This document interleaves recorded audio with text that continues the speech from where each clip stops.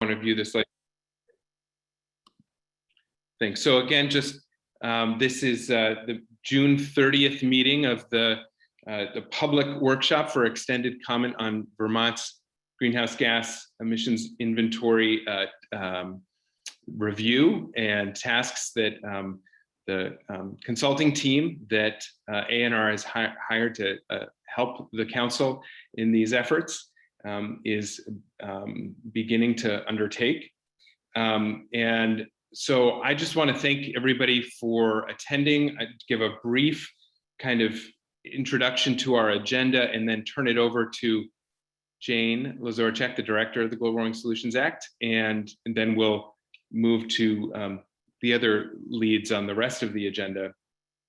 And, you know, that is to say, first, you know, what this meeting was set up to, you know, what the purpose of it is.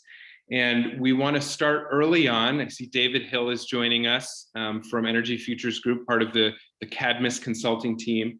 And he and team are the leads on providing an overview of the approach to the greenhouse gas inventory tasks that were outlined in the RFP and the contract that was signed. And so David will provide a brief overview of the kind of timeline, process, set of deliverables and tasks that they're gearing up and are going to be working on over the next month plus, and then can answer any clarifying questions.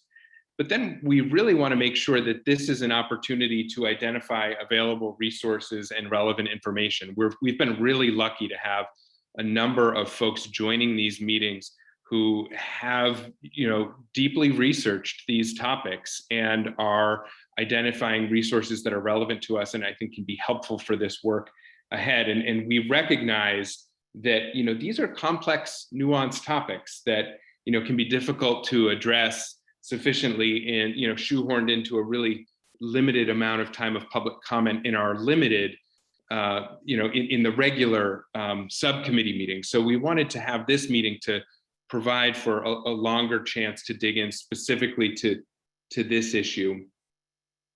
So that's what the purpose of the meeting is, and then we'll have more on that from Jane and a more detailed overview of how the agenda will flow and the facilitation from Catherine Morris from Consensus Building Institute, who's going to be helping us facilitate today.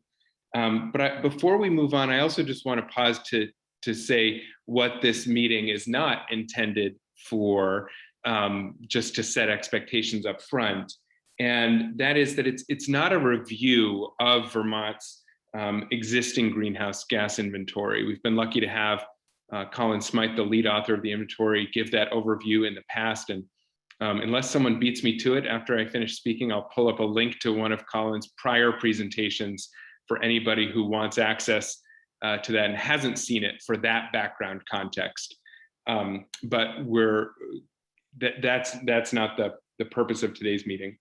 And then also just to recognize that the scope of work for the consulting team has already been set. So while this meeting, we're really open and looking forward to learning information about key resources or information or studies we should be aware of, or kind of, you know, perspectives on some of the key challenges with regard to that scope of work. This is not a time where we're looking to change that scope of work. And I think that Jane and or Secretary Moore may speak more to that. But with that, I think I'm going to first check to see if our other co-chair of the Science and Data Subcommittee, TJ, if you want to add any context, we're welcome before Jane. Thanks, Jared. I think you pretty much nailed it, so I'll be brief, but I'm really excited. I see there's quite a few participants here, and to get more input, you know, before recommendations are made, to make sure we're considering everything that's important. You know, how we count emissions is really important to the policies that we pursue, and so all of this is really valuable, and in recognition of, we've tried to provide substantial time in the regular meetings, but it still is not enough. And so that's what this is for. This isn't the last opportunity. There'll be public comment throughout, and you can always send us comments. But thank you all for coming, and I'm excited. And I might just add briefly, this is kind of signaled in the agenda, and I think maybe Catherine and or David will mention it as well, but I think it's worth underlining for us to keep in mind throughout, is that really there's kind of two types of feedback that we're looking for, and they're they're different. The first is on the existing greenhouse gas emissions inventory methodology. There's a review process underway of how that happens, and a lot of the great methodological choices that have been made, but also areas where we ANR in the future may look to kind of update or adapt that methodology. But there are some constraints around how that happens in terms of compliance with and consistency with EPA, other states, IPCC, the Intergovernmental Panel on Climate Change. At the same time, there is this other topic, the second task in the agenda, that is, what is the supplemental information, the supplemental analysis that, even if it can't fit into the existing inventory framework, is still really helpful for us to know in terms of additional information to inform the council's work and other kind of decision-making and policy-making in this area. But just to note that not every kind of type of analysis, piece of information about different ways of GHG accounting will necessarily be able to be incorporated into the existing inventory. There may need to be supplemental and additional pieces that are added to that. And I think that's clear in the agenda, but hopefully that distinction helps folks think through when they want to make a comment and how it fits in. Jane. Thanks, Jared. I'll be brief, and I just appreciate this opportunity that Science and Data Subcommittee is providing for this conversation and discussion. I think it's reflective of what the Climate Council as a whole is trying to do with public engagement, and hopefully we can learn from this and other components like this on how we can do better in working thoughtfully with the public to hear from you all on your ideas and thoughts with respect to this process and how we include those. I did just want to do a little bit of level setting beyond what Jared did around the inventory itself, ANR's role in this contract and management, and then offer anybody else to add to what I mentioned here, including the secretary as well, of course. So I just want to suggest, put out there that right now we have the benefit of having the unique time and resources to think about the technical analysis needed to support the Global Warming Solutions Act and ultimately the drafting of the Climate Action Plan. So the Agency of Natural Resources is managing those funds. We're under contract with Cadmus, who in service to supporting the Climate Council and the subcommittees and the development of the Climate Action Plan. But the agency ourselves are the fiduciary responsibility of that contract lays with us. And so it's been really exciting to ensure, though, that ANR is not going down this path independent of the Climate Council. Just like this process, we've set up a co-creation process around how we're managing this contract, and we have a great group of folks helping manage each of the 5 large tasks associated with that technical analysis contract, this being the first task around the consideration of how we do our greenhouse gas inventory and reflection on how other states do it and learning from that. With relation to that, as well as some of the other tasks and our understanding and how we learn from what the science and the technical review is telling us, I just want to sort of explain a bit around the process for how that then will be considered. So a recognition then for how you all can help influence that and think about the recognition of the recommendations that come forward out of this body of work that is the technical analysis and ultimately the plan. So this, not dissimilar likely from other recommendations, will be built and informed upon the science that is coming out of the technical analysis review, and then assimilated by the Science and Data Committee in order to draft a strategy or a recommendation, I should say, relative to this one, that the Climate Council itself will consider for how the greenhouse gas inventory could be considered or enhanced going forward. That, again, not dissimilar perhaps from other strategies or recommendations, will be a recommendation to ANR, whose responsibility is that greenhouse gas inventory, of which that we will have to consider how we use and take that recommendation and how we then adopt it to move forward with, in order to recognize that the science is only one component of how we consider how we manage the greenhouse gas inventory. We're constrained by resources, capacity, other issues in order to make what we view as the optimal choice for how we do the greenhouse gas inventory going forward. So we, the agency, are really excited, just like the Science and Data Subcommittee, as well as all of you, to think about critically how we do that and how we can do that better, perhaps going forward, and are open to learning from this process. But I just want to, put out there that it's one of many things that will likely come out of the Climate Action Plan directed at the agency that we will have to consider around all of our resource constraints going forward, and think about other tools or other ways that we move forward with that. And that is the choice of the Climate Council itself on what other strategies they employ to consider how they move strategies and recommendations forward. So we're really excited about this process. As I said, it reflects our openness throughout the whole Climate Council and subcommittees to learn and engage the public in new and creative ways in what has traditionally been a more reactive approach in state government. So I'll leave it at that and see if there's any other comments that Secretary Moore or TJ or Jared want to make before I turn it over to Catherine Morris from CBI to lead us through the agenda, as well as how this process will work with all of you today. So thank you.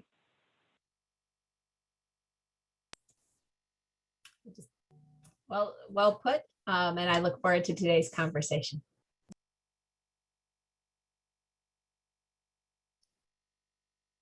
Well, thanks, Secretary Moore, and I will just introduce David Hill, who is going to give the overview first of the tasks on the greenhouse gas inventory, and after that, I can give you specific instructions about how we want to engage and have this dialogue with everybody who's interested in making comments.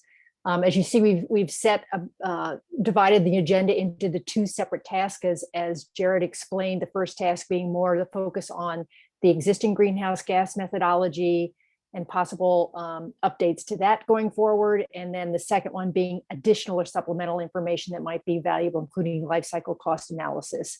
So we've divided the time up evenly, not knowing how many people might be interested in each of these. We can make adjustments on the fly, certainly, and we'll try to allocate the time based on the level of interest on each of these topics. So what I'm going to do when we get after David's made his presentation is just kind of take a survey of who is interested in speaking on the first topic, and we'll divide the time up and allocate specific speaking time to each of you. And we also obviously want to have enough time in this built in so that there can be some responses, some answers to questions, and any kind of clarifications or additional questions that might come up. So with that, I'm going to let David take it from here.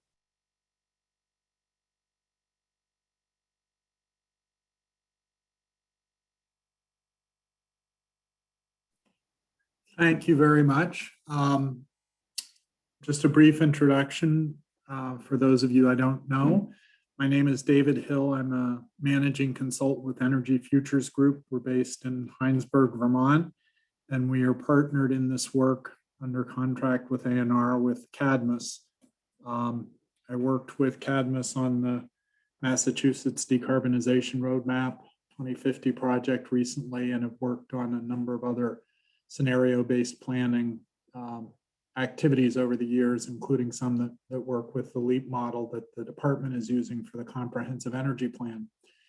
In this, under this contract, I'm leading the Cadmus's team activity on task one, the greenhouse gas inventory, and then also kind of co-leading with others, some of the task 3 different analyses and things. But what I wanted to do, just very briefly, as an introduction to this,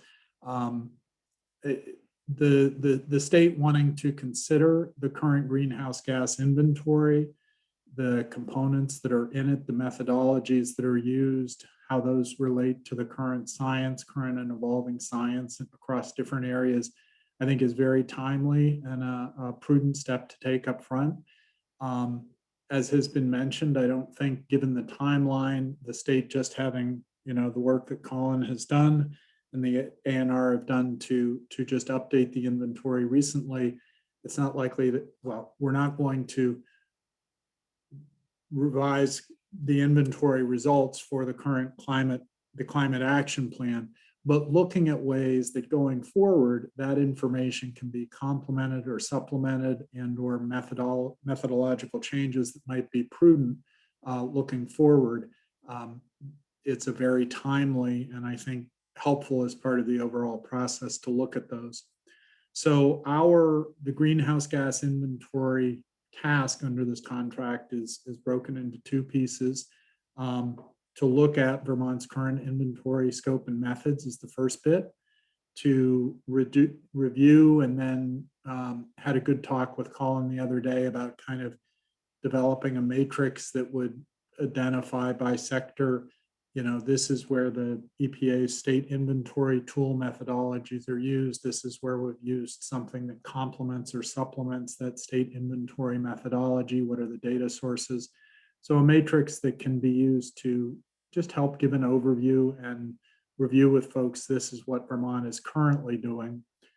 Then we will be comparing and contrasting that with EPA and the IPCC guidelines, as well as with several other states, Massachusetts, New York, and California. We've identified in discussions with people who are helping to coordinate and define the task under the contract, to look at what those states are doing and how that may be different or similar to what Vermont is doing, ways in which they may have developed additional methodologies and or supplemental information that can be of use to Vermont. It's important to recognize that state like California, New York, and Massachusetts, all 3 of them probably do have a lot more resources, staff resources, and availability of staff time as well as general resources to greenhouse gas inventories, but we think we can still learn useful lessons from those. We will be creating a kind of crosswalk table so that people can look at, this is what Vermont uses currently by different sector for reporting inventory and data, and compare that and contrast that with what other states and the EPA and the IPCC guidelines are providing. And as then part of the outcome for that will be to identify opportunities for modifications, complements, and supplemental analyses. Task 1B in the scope of work in the RFP was really focused on a review of consumption-based and upstream inventory methodologies, and a consumption-based inventory takes into account perhaps the upstream, or sometimes people use the term life cycle emissions associated with consumption of products that are produced outside of the state of Vermont. So, taking a look at not just what we are responsible for in terms of greenhouse gas emissions based on the energy consumption within the state and the activities that are going on in state, but if we are importing products that have a fair amount of embedded CO2 emissions, how has that been approached by other states, a consumption-based inventory? Minnesota and Oregon have both looked into this, and in the original scope of work we had, specifically, we were going to be doing some interviews with staff there. I think that we've determined that a literature-based review of those past activities, what they've done on a consumption-based inventory, and how that might inform work that would go on in Vermont in the future is what we're planning to do. and that we will focus a little bit of the work that we were thinking might be interviews with folks specifically in Minnesota and Oregon on what other states, including the California, Massachusetts, and New York, are doing to account for upstream emissions, say from different energy production methods, how those are either incorporated into their inventory or again provided as additional resources that help to inform their inventories.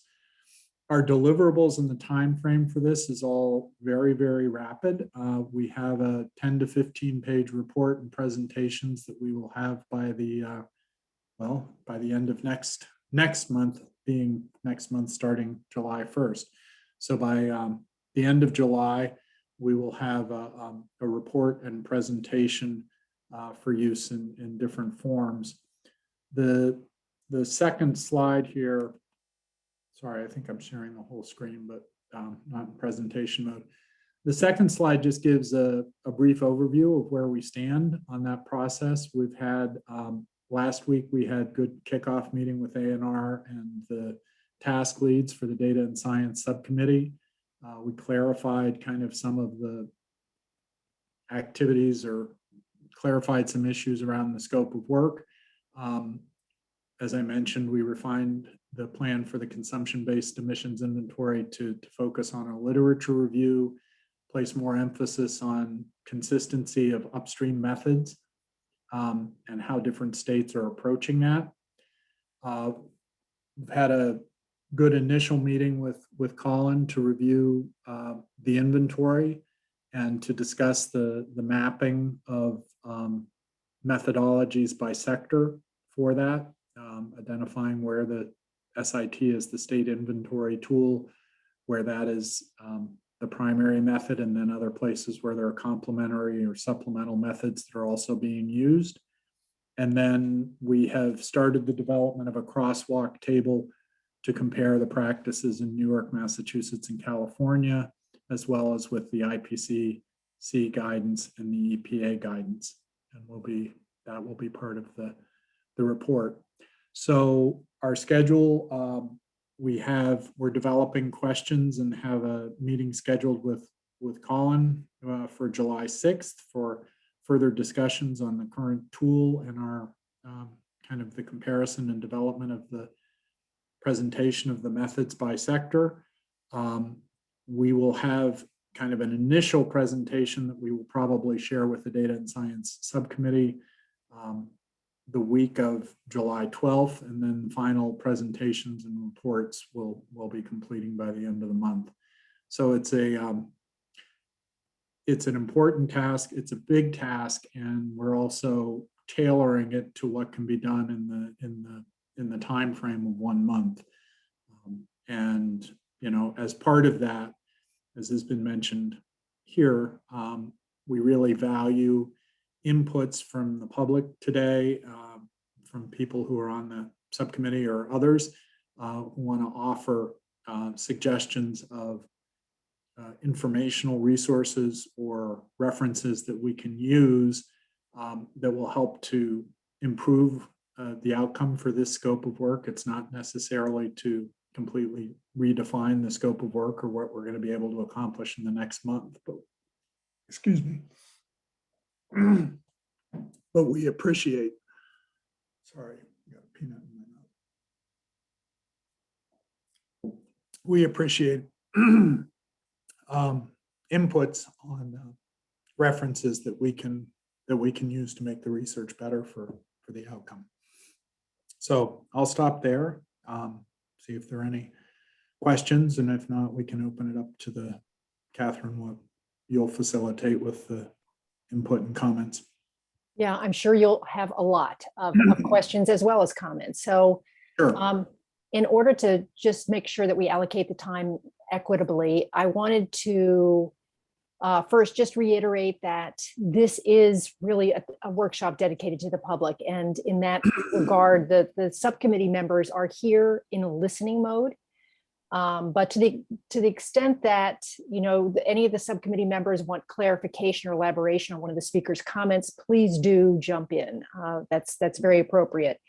And I'm assuming that most of these comments or questions will be directed at you, David. And so, you'll have a chance to respond, hopefully as succinctly as possible, because I'd like to allocate most of the time for the speakers and the rest, and what's remaining, let's say 35 to 40 minutes for the speakers out of our 55, and then what's remaining for any kind of responses or clarifications. So here's my suggestion. Is the best way for me to figure this out is to have a show of hands of individuals who would like to have or have something to say about task 1A. So this next session, which is 55 minutes long.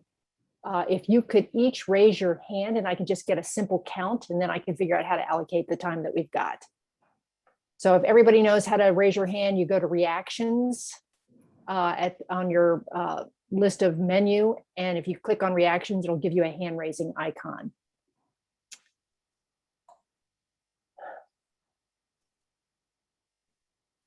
I see one. Questions, comments, additional references, resources. We've got 3 folks so far. Ryan? Catherine, I suspect that folks are as great as I am with Zoom, and in addition to raising hands, are also like clapping and thumbs-upping. So maybe those folks who are using other reactions also want to be raising their hands. So just not to let them go. There were quite a bit of people actually doing some other fun reactions on Zoom. Well, I won't be able to, it won't stay up unless you actually do try raising your hand. So I saw Steve, George, and I'm sorry, Annette.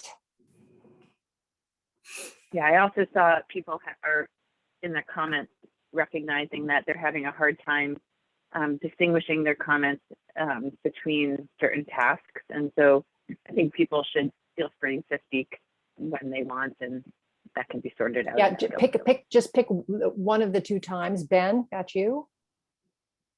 Oh, yeah. And some people don't have the ability to raise hands. Huh. It looks like Jeffrey Gardner is raising a real hand, not a virtual hand. Okay. Thanks for your help. All right. And Pat also? I see your hand or finger. Okay. Anyone else? Let me scroll over. I can't see everybody's faces at one. And one more time, if you want to speak to task 1A, Liz, I saw a flash. You can write in the chat to confirm.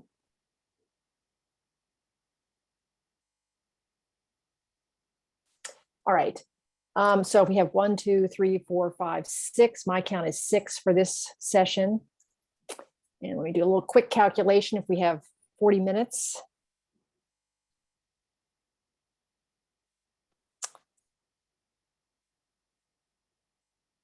So each of you has about 6 minutes. And I am just going to go from the top of my screen as I see you. So I happen to have George at the top right left-hand corner of my screen. So George Gross, I'll ask you if you go first, and I'll just give you a heads up if we're exceeding our 6 minutes. Okay, first on deck. I haven't planned on that. You can model for us. Thank you. Oh boy, that's a tough one. I'll see what I can do. Our handsprings and optional. So 6 minutes. I'll try to be brief, obviously. And I actually have comments more on the second topic, the second task than the first, but nonetheless, I'll start by asking some questions to whomever is best prepared to address it, which is, it's never been quite clear to me with the existing greenhouse gas inventory that's done by A&R DEC, what is the party that consumes it? In other words, is there a regulatory dependency on it remaining the same? If you change it, what breaks? Who are the stakeholders that are, in fact, dependent on it staying the way it is? In other words, I guess what I'm getting to is what is the opportunity here for innovation and bringing in best new science, since this is, of course, many years since it was originally developed, and the state of the art in the sciences has moved on considerably. And some of the decisions we're making actually would benefit from a methodology that reflects best practice known today. Perhaps TJ or Peter Walker, if he's available, could speak to this.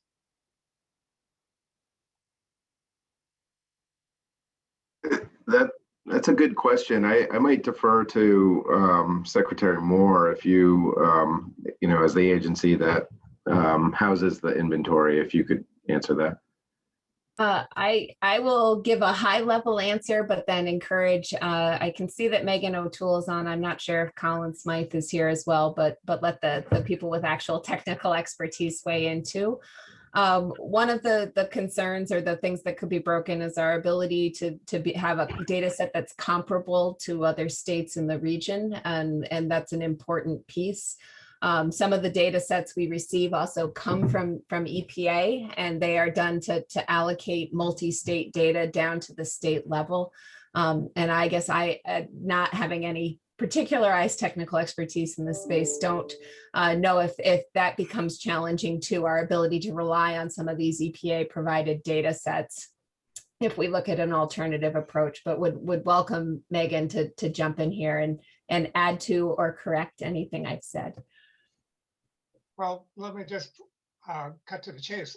I see from that discussion, then there's no reason why the incumbent inventory system could continue indefinitely, regardless of whether it's used for the purposes of the Climate Council or not. I do note, though, that the statutory obligation that the Global Warming Solutions Act did call for a life cycle assessment of the energy consumed in the state of Vermont, and the current inventory does not do that. So to the extent that you continue to use it, you could certainly use it for those purposes you have today in scope for that project. It seems likely then that you're not resistant to having a second alternative inventory is in fact in parallel to it. Is that accurate? I would want to put a pin in the point that I would have resource concerns about our ability to operationalize and frankly maintain multiple greenhouse gas inventories. The Agency of Natural Resources has 3 staff positions that it was given as part of the passage of the Global Warming Solutions Act, but those are really dedicated to supporting the Climate Council and ultimately then turning to the implementation of the Climate Action Plan. And wouldn't want to make a commitment to adding an additional inventory absent understanding the level of effort that would be required to maintain it for the long term. I don't know, Megan, though, if you would want to correct any of the technical pieces I had offered. So it's reasonable, and obviously you couldn't do it with no staff allocation. I think what I'm hearing then is the Climate Council needs to identify a certain amount of staffing in support of this endeavor that isn't perhaps currently in place. But other than that, there's no barriers to doing so. Not the staffing and the capacity issue would be the primary barrier from my perspective. I might add one other impact, whether, and take this for what it's worth, but I think the targets, the requirements set in the Global Warming Solutions Act were, reflective of the inventory as it was constructed at the time. And so there would be potential for reconsidering or reevaluating if we changed how the inventory was constructed. Do we need to change how we measure the targets? And so just another implication. I don't know if that's what that means exactly, but. So obviously I'm coming from a perspective that if we're making significant policy decisions at this early part of our action plan that are going to have multi-year consequence, you would like to know with some confidence that it's actually at the best support for that decision. And I'm not confident that without life cycle analysis, we would actually have rendered a decision that's effective with the balance of hindsight. We might look back retrospectively and say, oops, we made a mistake here. We chose not to do life cycle. So I think the caution I would offer in that regard is, you know, there's obviously a statutory obligation for ANR to produce by rule life cycle emissions. And I might add, it's congruent with the goals of this commission or the council to take on the most obvious crisis we have in front of us. We have to make the best choices to solve it. And all that points to, I think, allocating the correct amount of staffing as needed, if that's in fact a major impediment. And I guess with that, I would say I'll hope that we can somewhere along the way figure out how to get the legislature involved if that's required to get the actual additional funding needed. I think that's sort of one thing that's been kind of neglected in our conversation so far is what's the set of asks that the Climate Council is going to address to the legislature, whether it be in terms of funding or statutory clarifications that haven't been made in the past. And I also note that there's a specific directive in the statutes for the Climate Council to place recommendations for the PUC and how they permit projects, which would certainly be relevant in the context of greenhouse inventory methods that we choose here. If it's okay, just following, just directly to that last question, George, I might offer just a brief reply, and Secretary Moore, please add or correct me if I don't phrase this properly. But just so folks are clear, my sense, and to make sure I am right, my sense is that the authority and responsibility of the Climate Council is to make recommendations in the Climate Action Plan, either to ANR around its methodology, which they will then have the ability to, agree with or not, and to the legislature, which could include changing the statutes governing the inventory or the GWSA. But that not every decision is bound up in the Climate Council, and we certainly don't have unilateral or direct authority. Our authority and responsibility is to make recommendations to ANR and to the legislature. But that in the meantime, ANR has the ability, as we learn more information through this process, to make updates or changes to the inventory with the resources and under their kind of purview and authority as it exists under current law. Does that sound fair, Secretary Moore and Megan, and Jane? That sounds great, Jared. Yeah.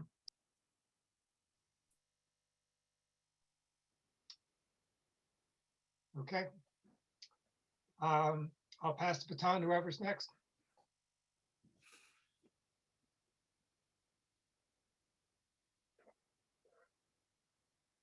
You're on mute, Catherine.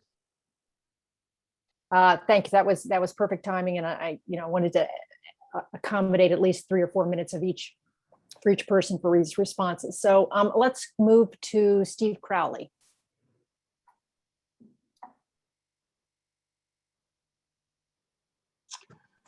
Hi there. Would it be possible for me to put some slides up? Well, yes, if you can cover them in the time frame. In my 6 minutes, I'll try to be quick. I have to say, I had a hard time sorting out whether it were in, part A or part B. So some of my slides might have more to do with part B, but we'll see how that goes. Let's see if I can get... you should have access to share. Oh yeah. Okay, good. Good. Okay, here we go. Okay, so I've got my timer on here. Great. So let's see. Yeah, I guess I would make a quick comment on your discussion that you just had about the requirements or recommend, what the role is of the Climate Council. I think clearly one of the roles is to make recommendations specifically about the accounting method. And beyond that, there are existing pieces of law, as Megan O'Toole explained really well in her presentation a few weeks ago, that have been in place for a while, that are being ignored specifically related to biomass, assessment of biomass, and specifically related to those upstream energy related emissions. So those are not new, those are just legal violations of the law. And so I hope that that is taken a little bit differently than just staffing questions. But I've got 4 things that I want to briefly fly through here. One is the concept of additionality. One is about the unbundled attributes. One is about missing emissions undercounted. And then the question of global warming potential, short-term or long-term. So I start here with additionality because I think this is the underlying purpose here. We have a planet in crisis, and that 2-degree mark that comes from where I think it was first established in Copenhagen at that failed setting, but that was the first time in like, it took them 17 years to figure out what is dangerous, adverse, anthropogenic impact. But in Paris, it was really kind of a win for the climate justice community of the world to push that to 1.5 degree as a target, preferably 1.5. We seem to have skipped that in Vermont, but the IPCC's 1.5 report makes it really clear there's a big difference between 1.5 and 2.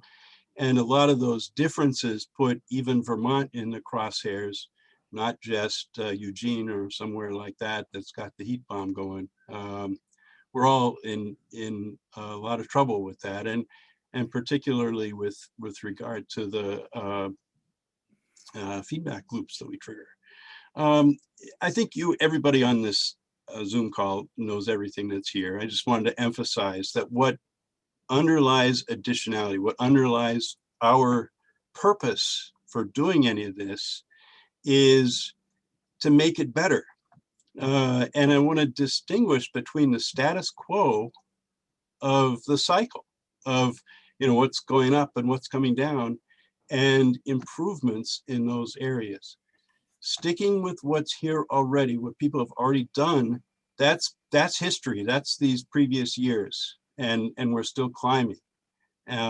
This chart, by the way, is my only graphic. I had to have a graphic, and it's today. It's pulled off the web today.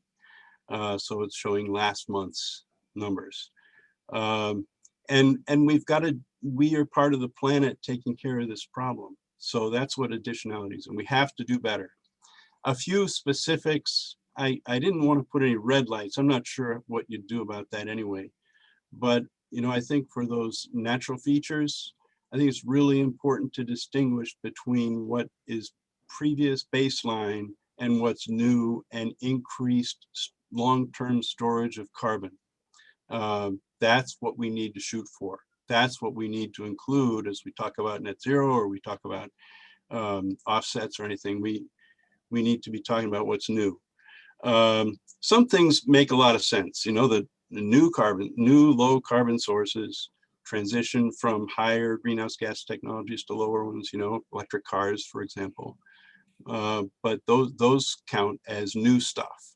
But relying on the old stuff isn't going to get us anywhere but where we've already gotten, and that's a tough road to go down. So quickly go on to my next topic on unbundled attributes or RECs. As you all know, it's about half of the tier 1 compliance right now, likely to increase as we get closer to 75% and much more if we go to 100%. But there's a big question about whether they actually displace greenhouse gas emissions. In many cases, we're still importing power, for example, from the grid that includes natural gas emissions, but we don't count them because of the RECs. And yet the greenhouse gas emissions are still happening, and that doesn't help. Let's see. In my view, I don't find a place for those unbundled attributes or RECs in the Global Warming Solutions Act anywhere. I've read it a bunch of times and I don't see them described at all. I think the closest that we get in carbon accounting would be the section on alternative reductions. And there it talks very specifically about it has to be real reductions. It has to be additional, verifiable, forcible, permanent. A lot of our recs now are not very verifiable, and they shouldn't be more than 20% of the total. On to the missing emissions. This kind of gets at the life cycle, but it's really present in terms of what the law says should be present now. You know, and I think you probably are familiar with these. Biomass electricity, it's counted as zero, assessment required by the statute, but we don't do it. The thing about it is it can vary widely depending on a lot of things. So it's hard to get right.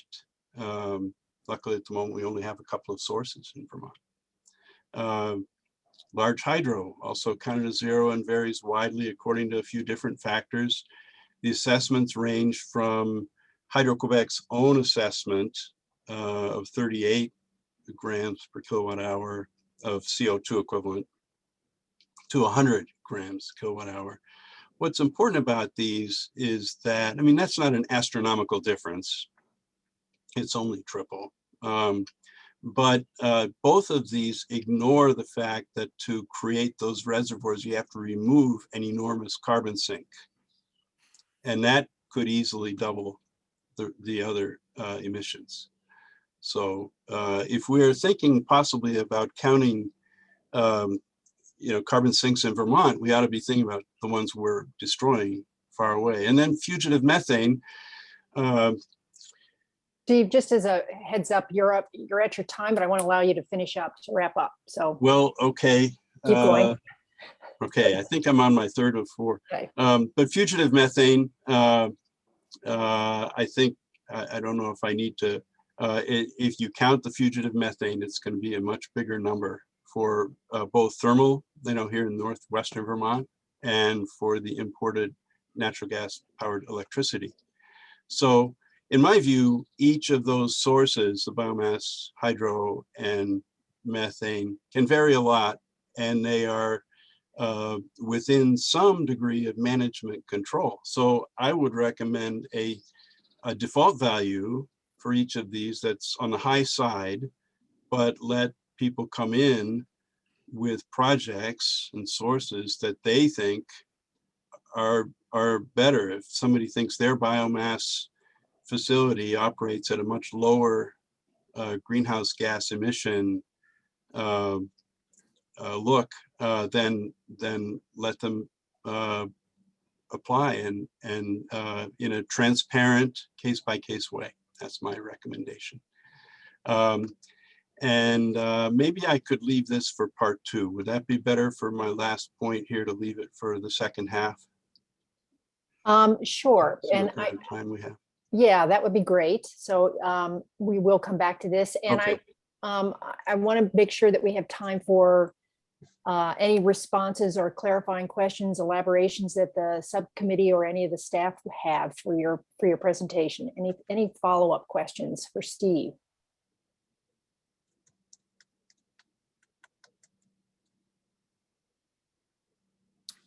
If not, Steve, I would suggest that you just keep going.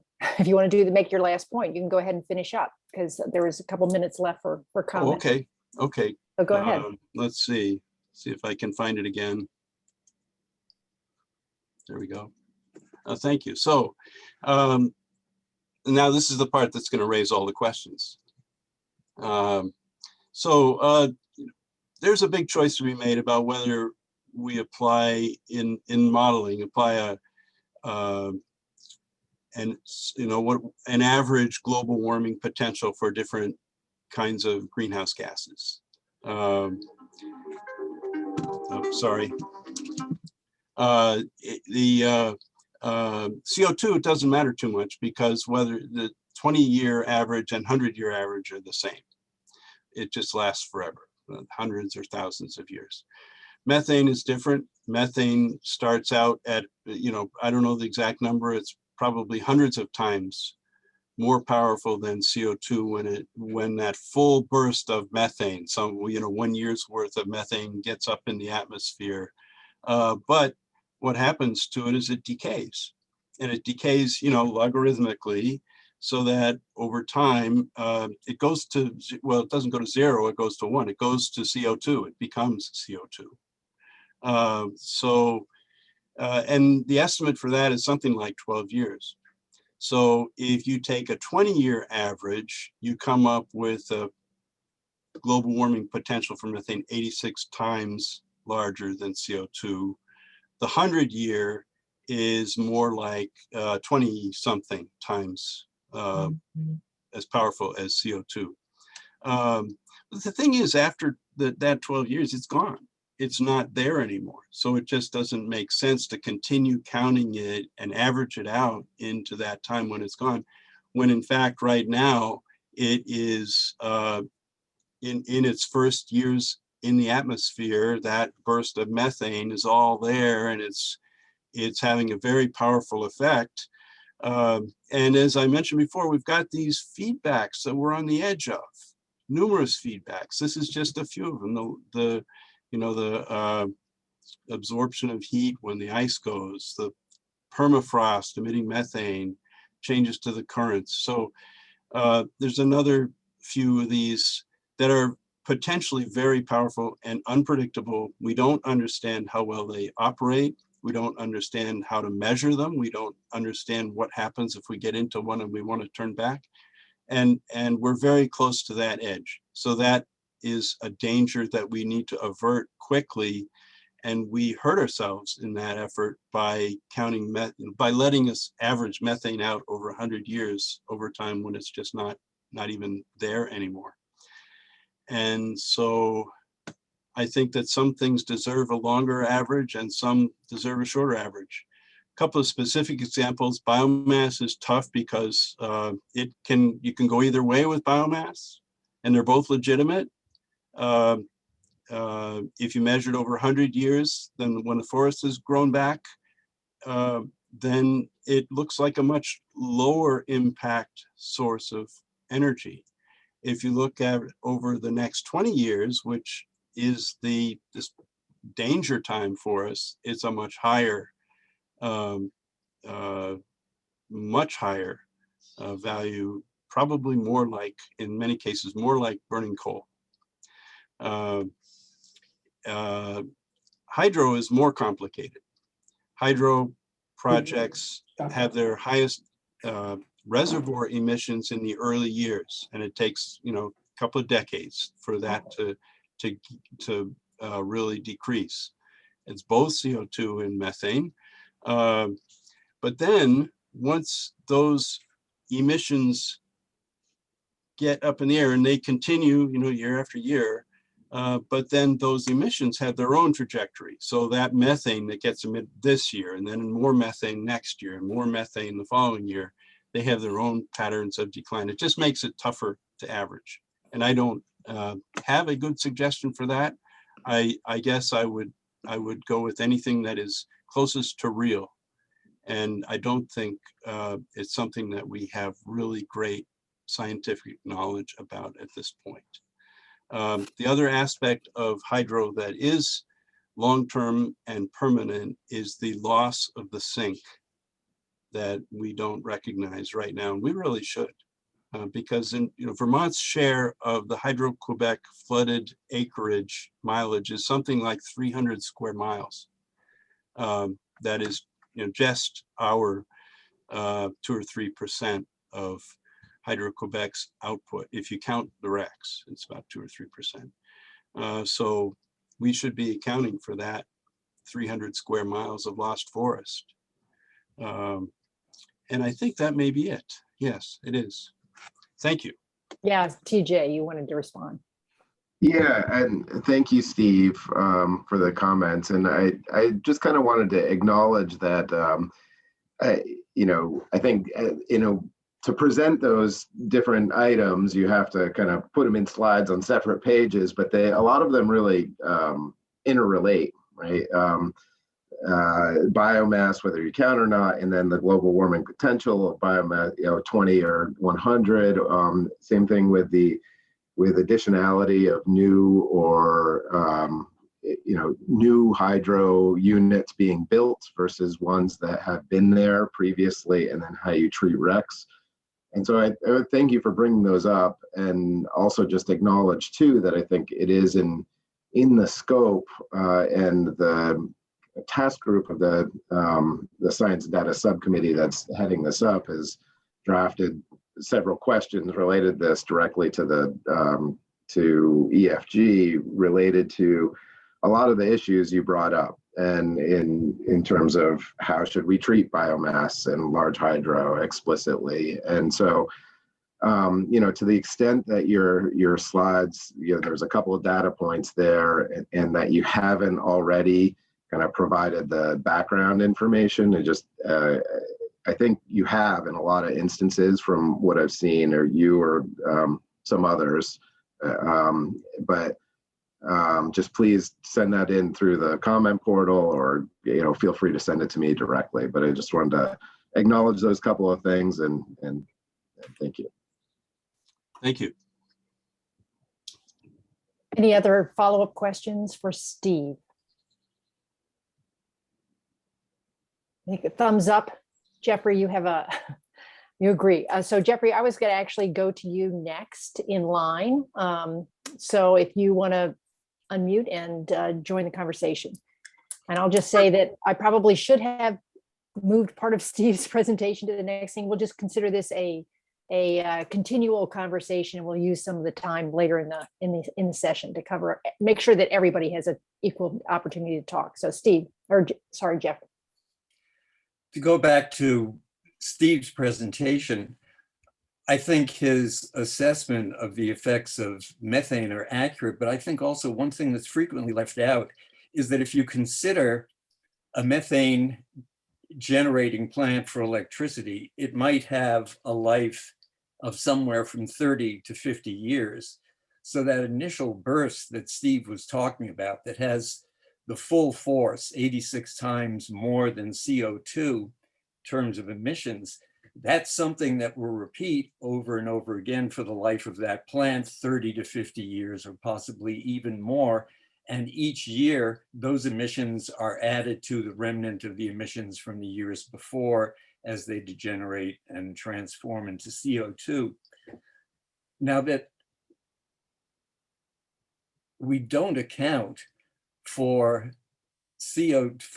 methane emissions hardly at all in doing our assessment of GHG emissions, all told, leaves out a huge number when it comes to CH4, methane, much bigger than what's involved when we count as zero the emissions that come from burning biomass, or even more and greater emissions that count as zero in the way the inventory is done that come from hydro, both CO2 and especially methane emissions there.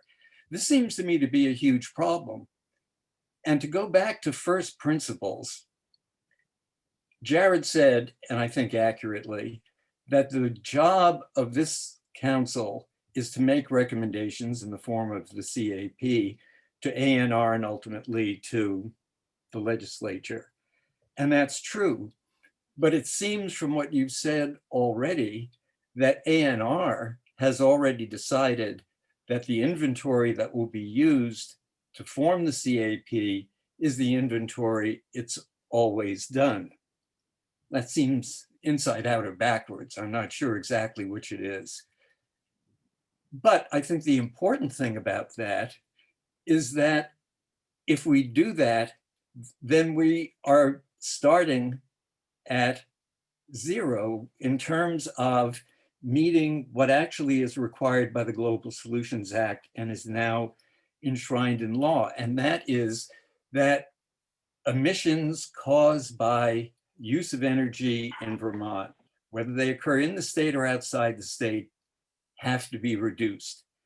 And then the schedule for that follows from the language of the law. If we do the inventory as it's always been done, we're not doing that. We're already beginning by deciding we're not going to count certain things. We're only going to count a limited amount of certain things and proceed in that way. And that does not capture the actual emissions that Vermont is responsible for, which it seems to me is what the law requires. And when the law says that we have to consider the emissions outside the state as a result of energy used within the state, that actually suggests that what needs to be done is a life cycle accounting. And that brings us to something that isn't frequently mentioned, but I'm going to read VSA 10-582G. This was added in 2007. It's specifically on this topic, and it has never been acted on, although the Agency of Natural Resources has been charged with acting on it. 14 years have gone by. This may be, I'm no expert on the history of Vermont government, but this may be the most prolonged instance of foot dragging in the history of Vermont government. Greenhouse gas accounting, it says, in consultation with the Department of Public Service created under 30 VSA 1, the Secretary of ANR shall research and adopt by rule greenhouse gas accounting protocols that achieve transparent and accurate life cycle accounting of greenhouse gas emissions, including emissions of such gases from the use of fossil fuels and from renewable fossil fuels as biomass. This is not what the typical accounting that ANR has done even seeks to do. This is what we are advocating for. And what's more, the last sentence of this is really interesting. On adoption, such protocols shall be the official protocols to be used by any agency or political subdivision of the state in accounting for greenhouse gas emissions. It's hard to imagine either a time or a government body more crucial in getting us on the right path towards cutting actual emissions than this moment and this climate council. And I think that's why this section G was put into law, because the legislature realized there was nothing that explicitly said, take into account not only emissions outside the state caused by the state, but their full life cycle implications. And I think they were thinking there may be a time when we really need protocols of this kind, and they were right. And this is the time, because time is short, and I think this council is the council to do it. I don't get the argument about resources. The resources have already been expended to do, you just issued it, the usual inventory, no big deal. And what's more, it's happening under the CEP, if not under this council's work. So the resources are there. The question is, what's the reluctance to do this? Because we're operating, if we do the same old, with an inventory that is neither accurate nor transparent. And I think that's what requires, it's what this section of the law never acted on requires, and it's what we need. That's my comment. Thank you.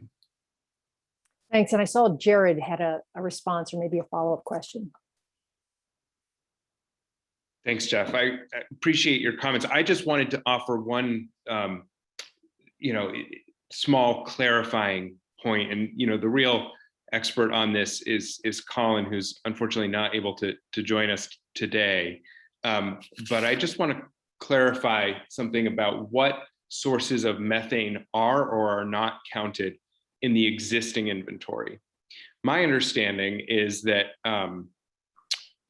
that methane that is emitted from burning of wood or biomass for electricity generation or for heating in the residential, commercial, industrial sector, the methane emissions and the nitrous oxide emissions are both counted as the emissions from wood, but that CO2 is not, because it's presumed on a GWP 100 timeframe that the CO2 emissions from wood are carbon neutral. So I hear your point that there are sources, that there's an important debate to be had about the GWP value of methane. Right now, it is in the existing inventory treated as GWP 100, not 20. but I just want to make sure folks don't leave with the impression that we're not counting, that the state of Vermont is not counting methane emissions from wood, either in the electricity supply or in the residential, commercial, industrial heating sector.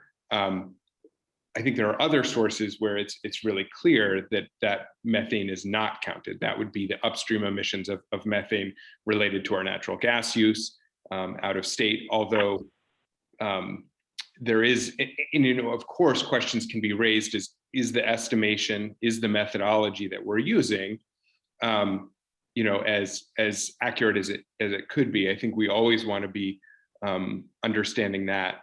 But just wanted to raise that point on wood. I may have misheard you, Jeff, but I thought I heard you say that we're not counting the methane emissions from wood, and I don't believe that that's the case in the existing inventory. I believe we are. No, I was saying that it's the CO2 that's not counted. Got it. But what's not counted with respect to methane is wellhead to Vermont. And that's serious. There's a lot there. And that's what the life cycle analysis does. It measures the emissions from the wellhead to either the burning tip or the wheels that run on the road. And that's the important thing that is being left out with respect to methane, not to speak of Hydro-Quebec's contribution.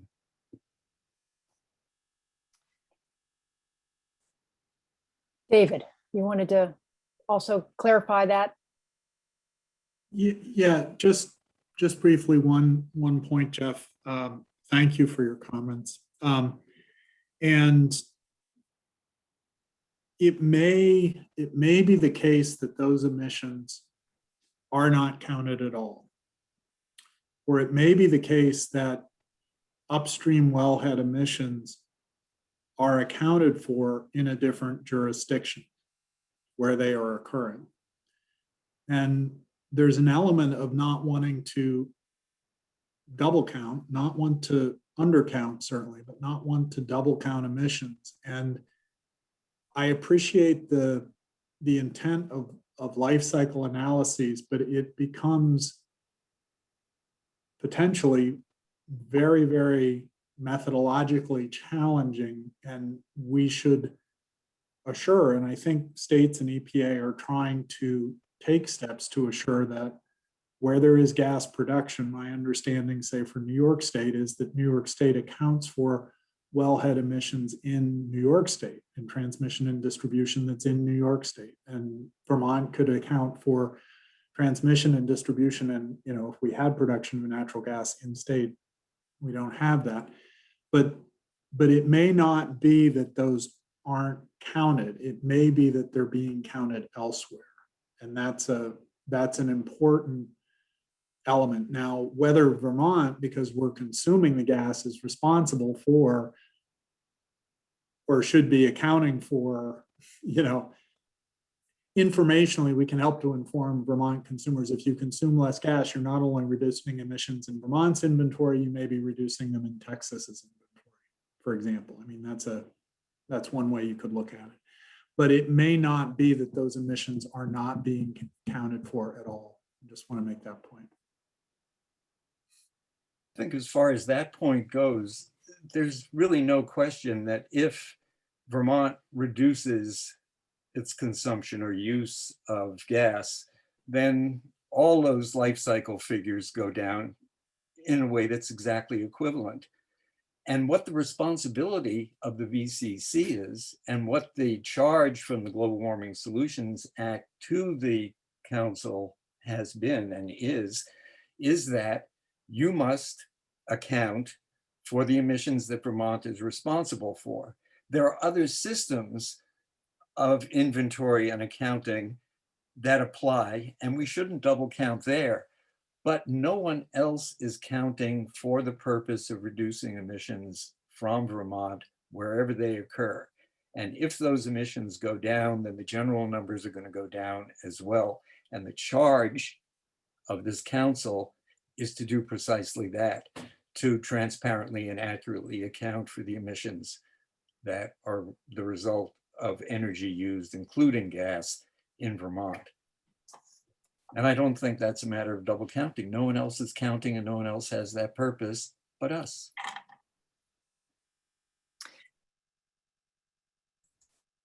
So let me, I see a number of hands that popped up. I'm assuming that these are hands that want these are individuals that want to respond specifically to this issue.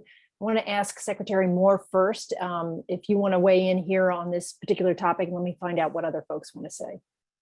Actually, my comment is related to something else that was in the commentary Jeff provided. And so if you'd like to go to others first, I'm happy to wait. The CVUUS congregation. I don't have your name. Did you I'm want sorry, to weigh? I really apologize. I'm using the wrong Zoom account. I'm Richard Hopkins. I'm a member Richard of the Hopkins. subcommittee. Okay. And I you just wanna- want to Yes. comment about double counting. Yes. That the opportunity for double counting arises particularly when you're mixing accountings of different types. When you have a geographically based accounting and a consumption-based accounting, those are two different animals. And you need to compare them to each other. You need to compare consumption-based to consumption-based and geographic to geographic. Otherwise, you will double count or undercount. And in particular, I just want to point out that if you're doing a consumption-based inventory, then the energy that you use to make things that you then send away and are used elsewhere needs to be subtracted from your total in order to have a consistent consumption-based inventory. If every state was going to do a consumption-based inventory, even if only just restricted to its energy use,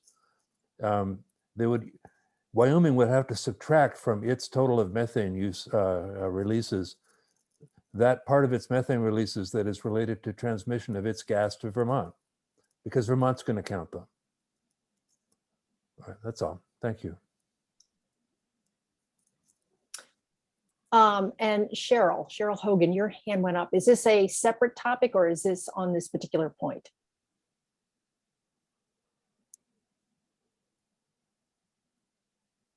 Hi, no, I just had a general question. A general question. Yeah, so if you want to stay on this topic, I can chime in later. Well, let me then go to Secretary Moore and let's, and then we can move on to our other speakers. Sure.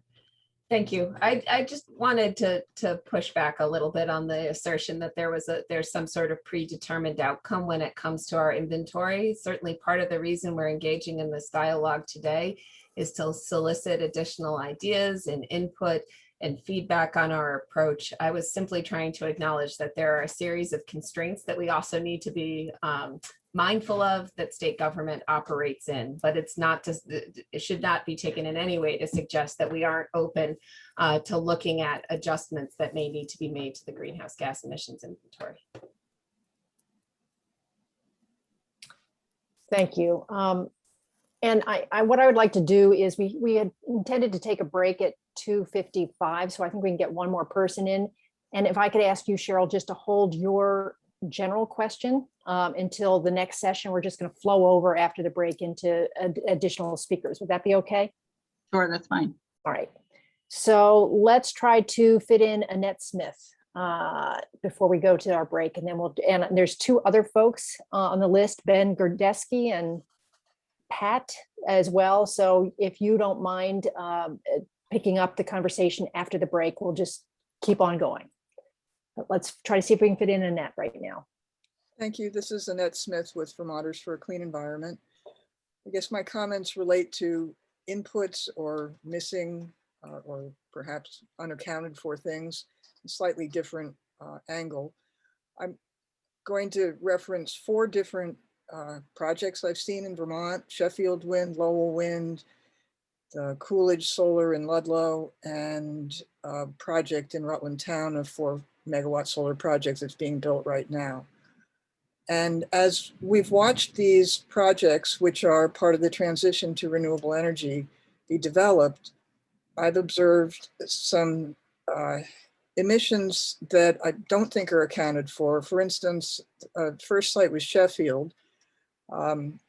And people who went on the site noted that most of the license plates for the workers were from out of state, far away. And there's also blasting involved there.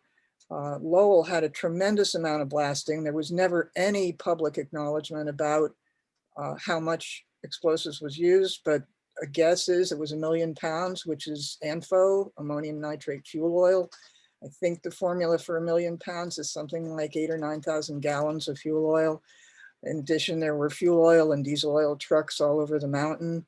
And, you know, when I've seen life cycle analyses of wind projects, they say they pay back in 6 months, but that's based on basically driving into a flat field. And these wind projects also involve cutting forests. And so there is a loss there and of carbon storage. So how are those aspects of the renewable energy development taken into consideration? And I think they should be. You know, I would love for Green Mountain Power to honestly tell us what the fossil fuel consumption was for the Lowell Wind Project. In the main drilling and blasting folks were said to be driving home to Maine every weekend.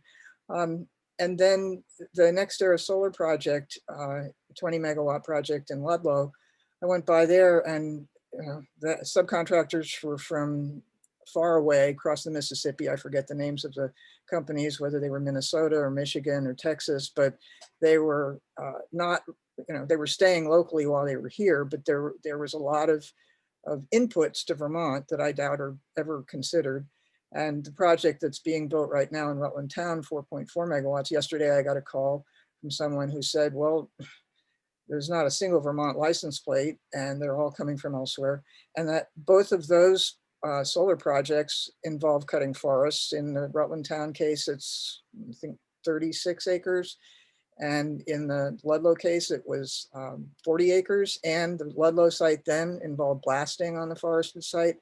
So these may be considered insignificant, but I don't know. And I think that it should be part of the equation. And then the next part of it is, for instance, the Vestas wind turbines up on the Lowell Mountains contain, good luck trying to find the numbers, but I'm sure that Vestas knows, I'm sure Green Mountain Power knows how many tons of rare earth minerals. It may be 1,000 pounds, it may be a ton. It's hard information to get sometimes, but it should be available. And then what about the emissions factored involved in the extraction of those, and also the wind projects and also transmission involve SF6, which is a very, very potent greenhouse gas. And I would hope that not only the use of SF6, but the leakage of SF6 is being considered.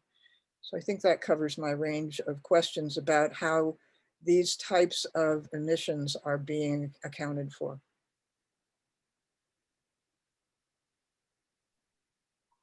Anybody have information that could clarify Annette's question at this point? Or is this just something that needs to be taken into consideration?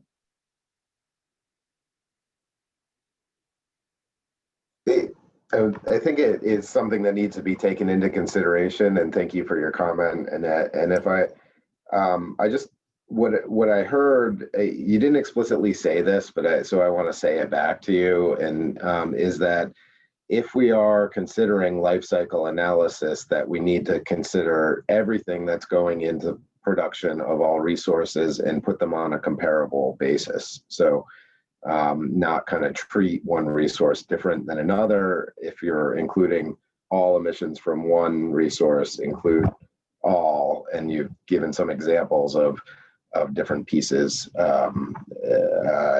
related to specific projects in Vermont that have happened.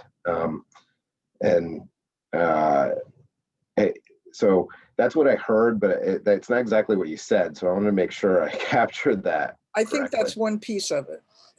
And so that is part of it, is the life cycle analysis, but the other is the actual emissions that are the result of the development of these new technologies.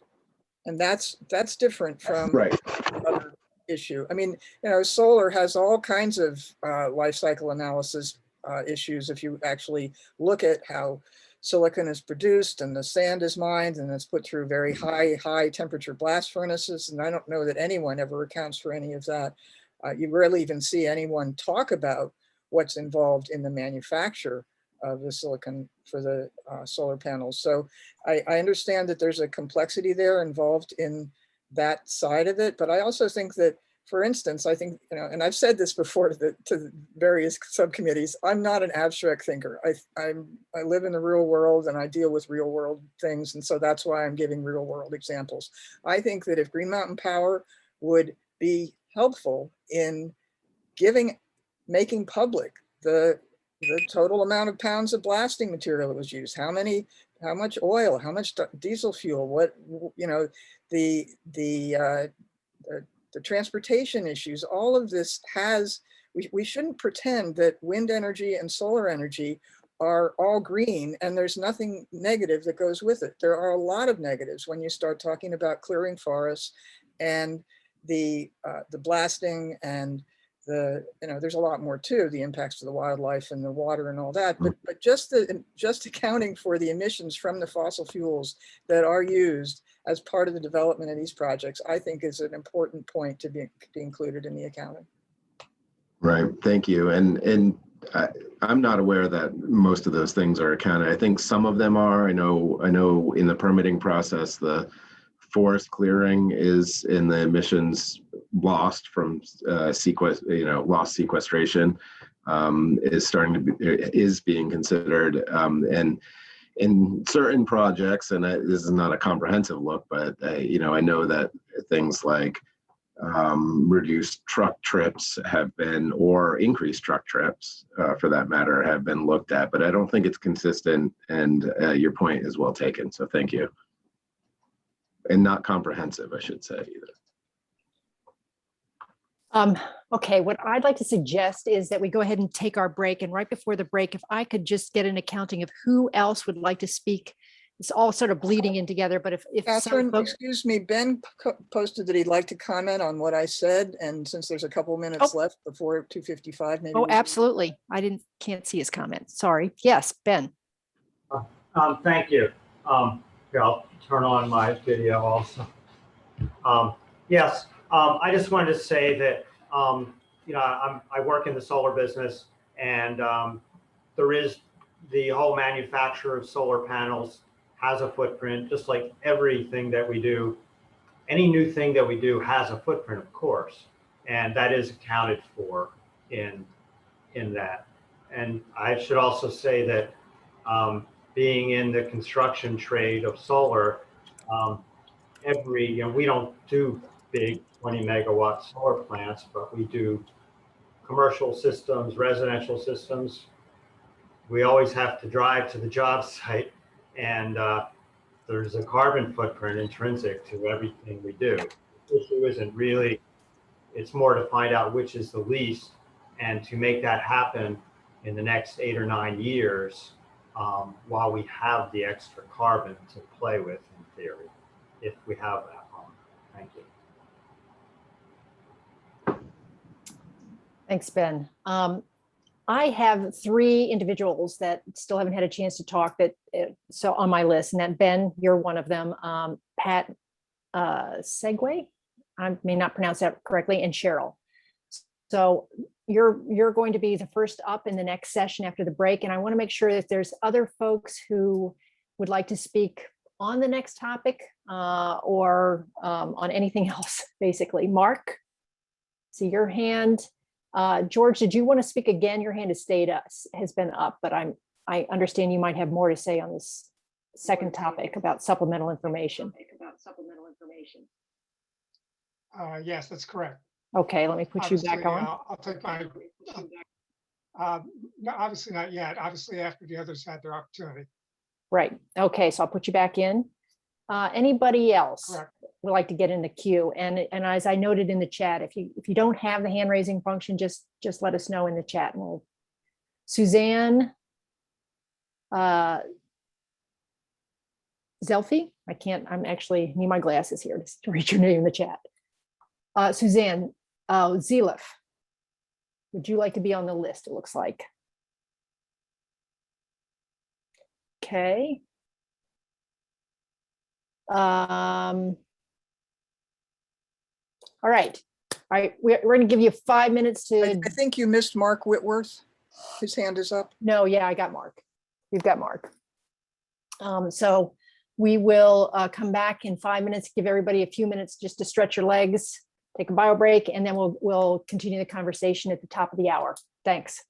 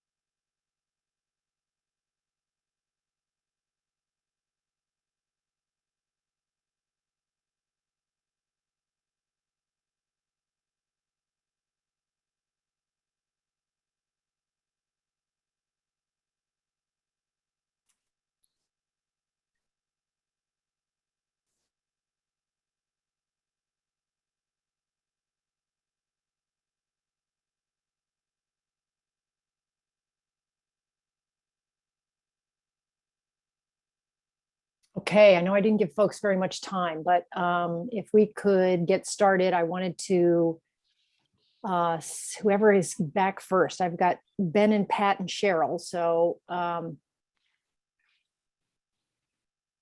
Cheryl, you said you had a general question. If it's a short question, maybe I'll let you go first, and then we'll move to Ben and Pat. As soon as good, Pat's joined us. Hey, thank you. This is Cheryl. Oh, and by the way, the hand raise did work. I upgraded my free Zoom.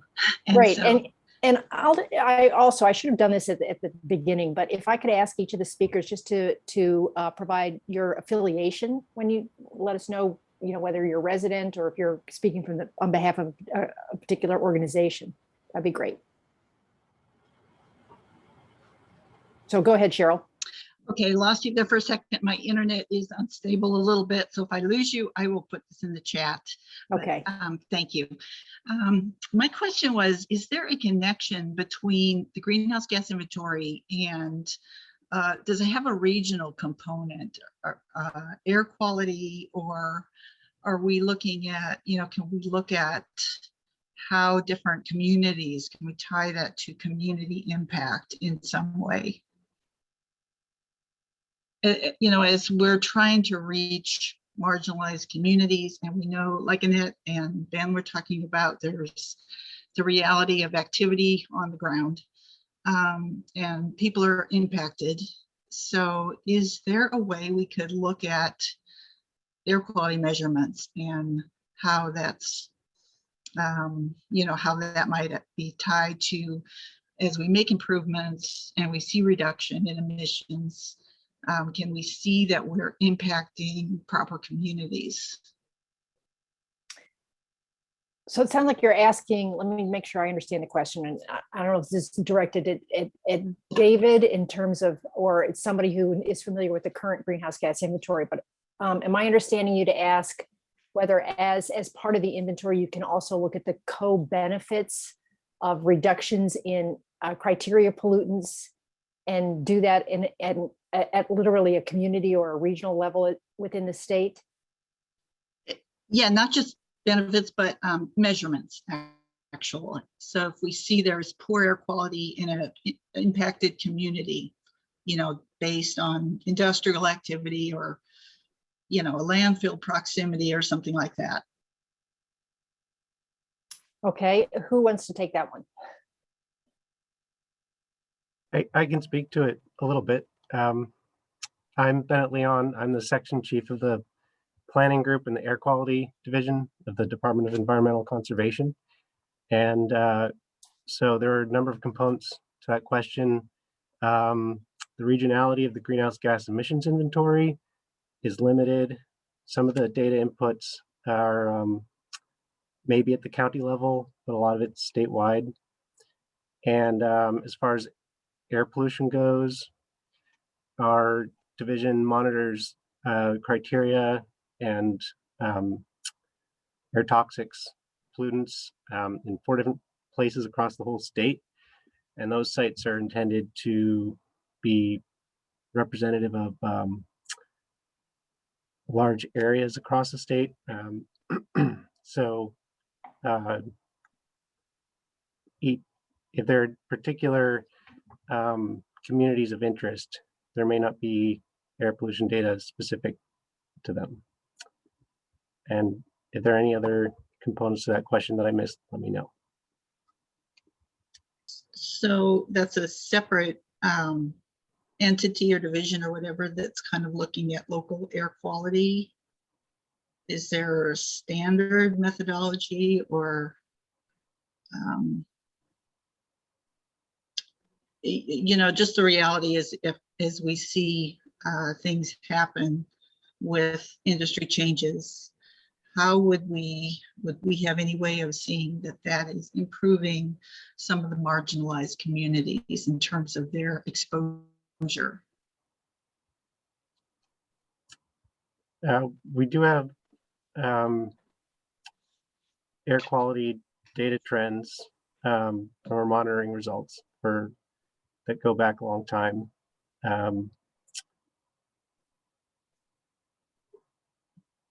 For different areas of the state, like Bennington, Rutland, Burlington, lost the connection. But I'm not sure I'm grasping your question maybe. Oh, and I lost a little bit of what you said. I'm sorry.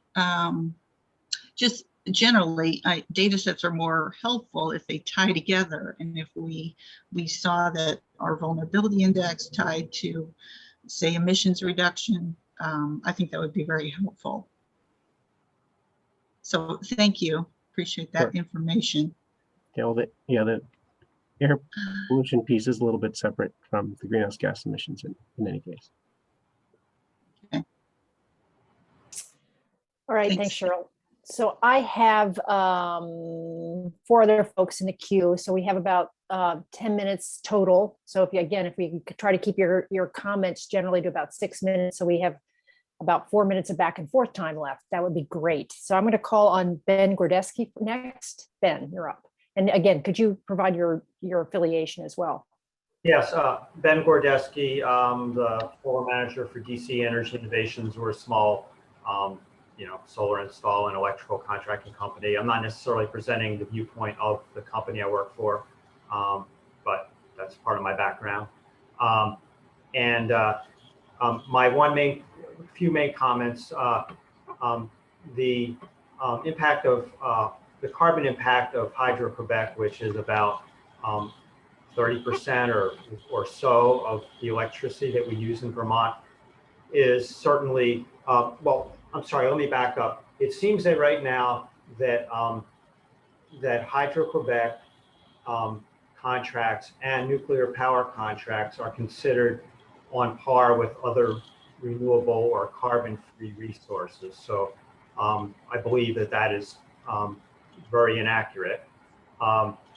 The research that I've seen is that Hydro-Quebec, Canadian large-scale hydropower, if we exclude the carbon impact of the initial construction, if we just use power from existing projects, some of which were built in the 1970s and 1980s and 1990s, then we have a carbon footprint that's about 40% that of natural gas generated electricity.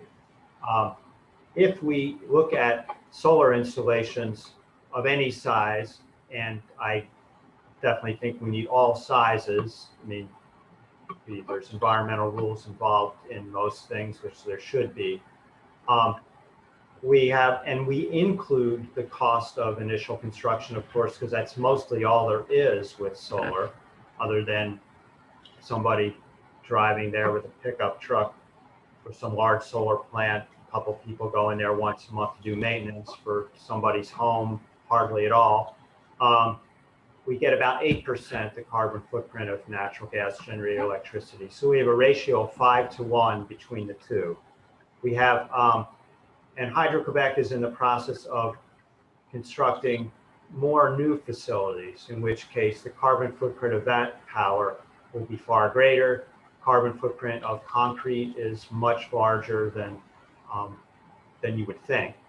I don't have any precise numbers for that, sorry about that, but I know that hydropower in other parts of the world, Canadian large-scale hydropower actually has a lower carbon footprint than hydropower in Nepal or India, where the carbon footprint could exceed natural gas generated electricity and be more on par with coal. This is different than the smaller run-of-the-river hydro projects we see in Vermont, which don't have the storage capacity. It's the storing and releasing that produces the ongoing emissions of methane. And so that definitely needs to be accounted for. In addition, nuclear power, it's true that the actual fission operation doesn't produce any carbon dioxide or methane, yet the transportation of the fuel, the servicing, the construction of the plants, I guess if we wanted to include that, plus the unknown carbon impact of the storage of the waste, which we don't actually have a solution for at this moment, is significant. I would guess it's about 25 or more % of the production of natural gas generated electricity. Sorry, but that needs to be calculated if nuclear is going to be included. So I think with all those things, I think in that case, there's a 5-to-1. Sorry for being a little off kilter. I'm not used to so many of these large Zoom things, but that's all. That's it. Thank you. Thanks, Ben. Any reactions or follow-up questions for Ben?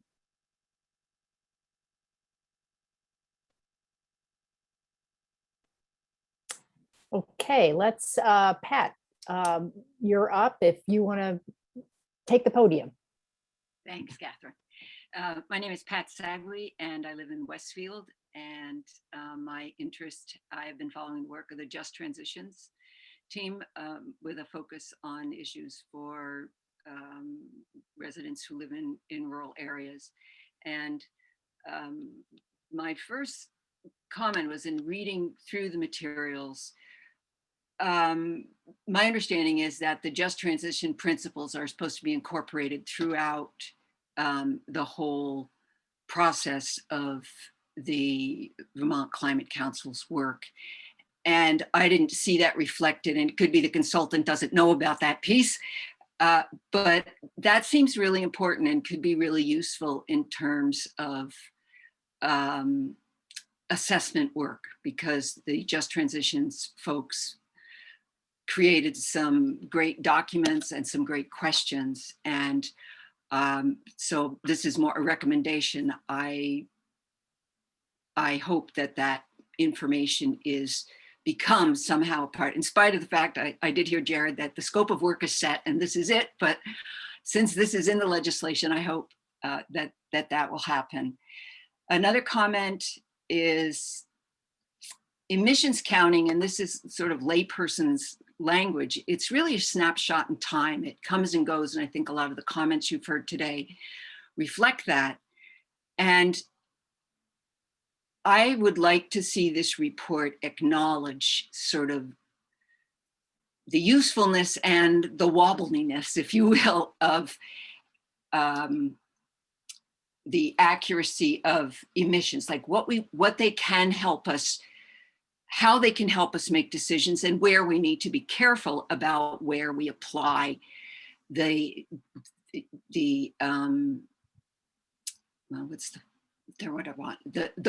way we apply those values. And perhaps the consultants could suggest some ways of weighting the emissions, that, well, when we count these kinds of emissions, there's what I call the wobbly pieces, the things that are, it's not real cut and dried. And again, other people have alluded to those things. And if it can't be hard and fast, the public deserves to know that it's not hard and fast, I think is the point that I'm getting to. And I hope that will happen in this report. It's an important transparency. Vermonters are already overwhelmed with all of this transition piece. And I think it could be very useful. And one of the comments in the presentation was about future simulations, and maybe someone could speak to that. And would there be some kind of a checklist that the consultant would provide the state for future simulations, because they are going to change. Just the supply chain, the global supply chain for things like solar panels and wind turbines, as that supply chain changes, these numbers change. And so its validity is then wobbly, or there just has to be some way to account for change. Someone, I think Annette, mentioned about Lowell. Well, the Lowell turbines each has 300 to 400 gallons of some sort of transmission fluid in them. For a 3, whatever it is, megawatt turbine, has to be changed every year. I don't know if a Vestas turbine today has that. They knew that was a problem in terms of claiming their technology was real, that every year there's 6,000 more gallons of, or whatever, used just on Lowell Mountain. So that's just an example of how as these technologies change, these numbers are changing, and the public deserves a clear statement that of their value in terms of decision making and the spending of people's tax dollars. Thank you. So I wonder, can I just respond to her first point before others get into the more technical questions? I do just, Pat, every time I appreciate you holding us to our guiding principles and all the comments and value you bring associated with that, and want you to know that our consultants do have those documents, and we have had some conversations with David Hill and others about their applicability in this space and how we think about the equity and justice components of this work. So just wanted to highlight that. Appreciate it. and it sounded like Cheryl's comments were sort of to that point too, is will there be the data and the information to be able to get down to the level of understanding of the vulnerable, impacts on the vulnerable communities. And the second question you had, which sort of goes to the issue of the uncertainty in the information, will that be clear? What is we're feeling very confident about versus information that we may feel less confident about? And how is the data, it seems like there were two parts to that, and how is the data going to be affected over time? How is it going to be updated with new assumptions, new information? So David, you want to take that one on?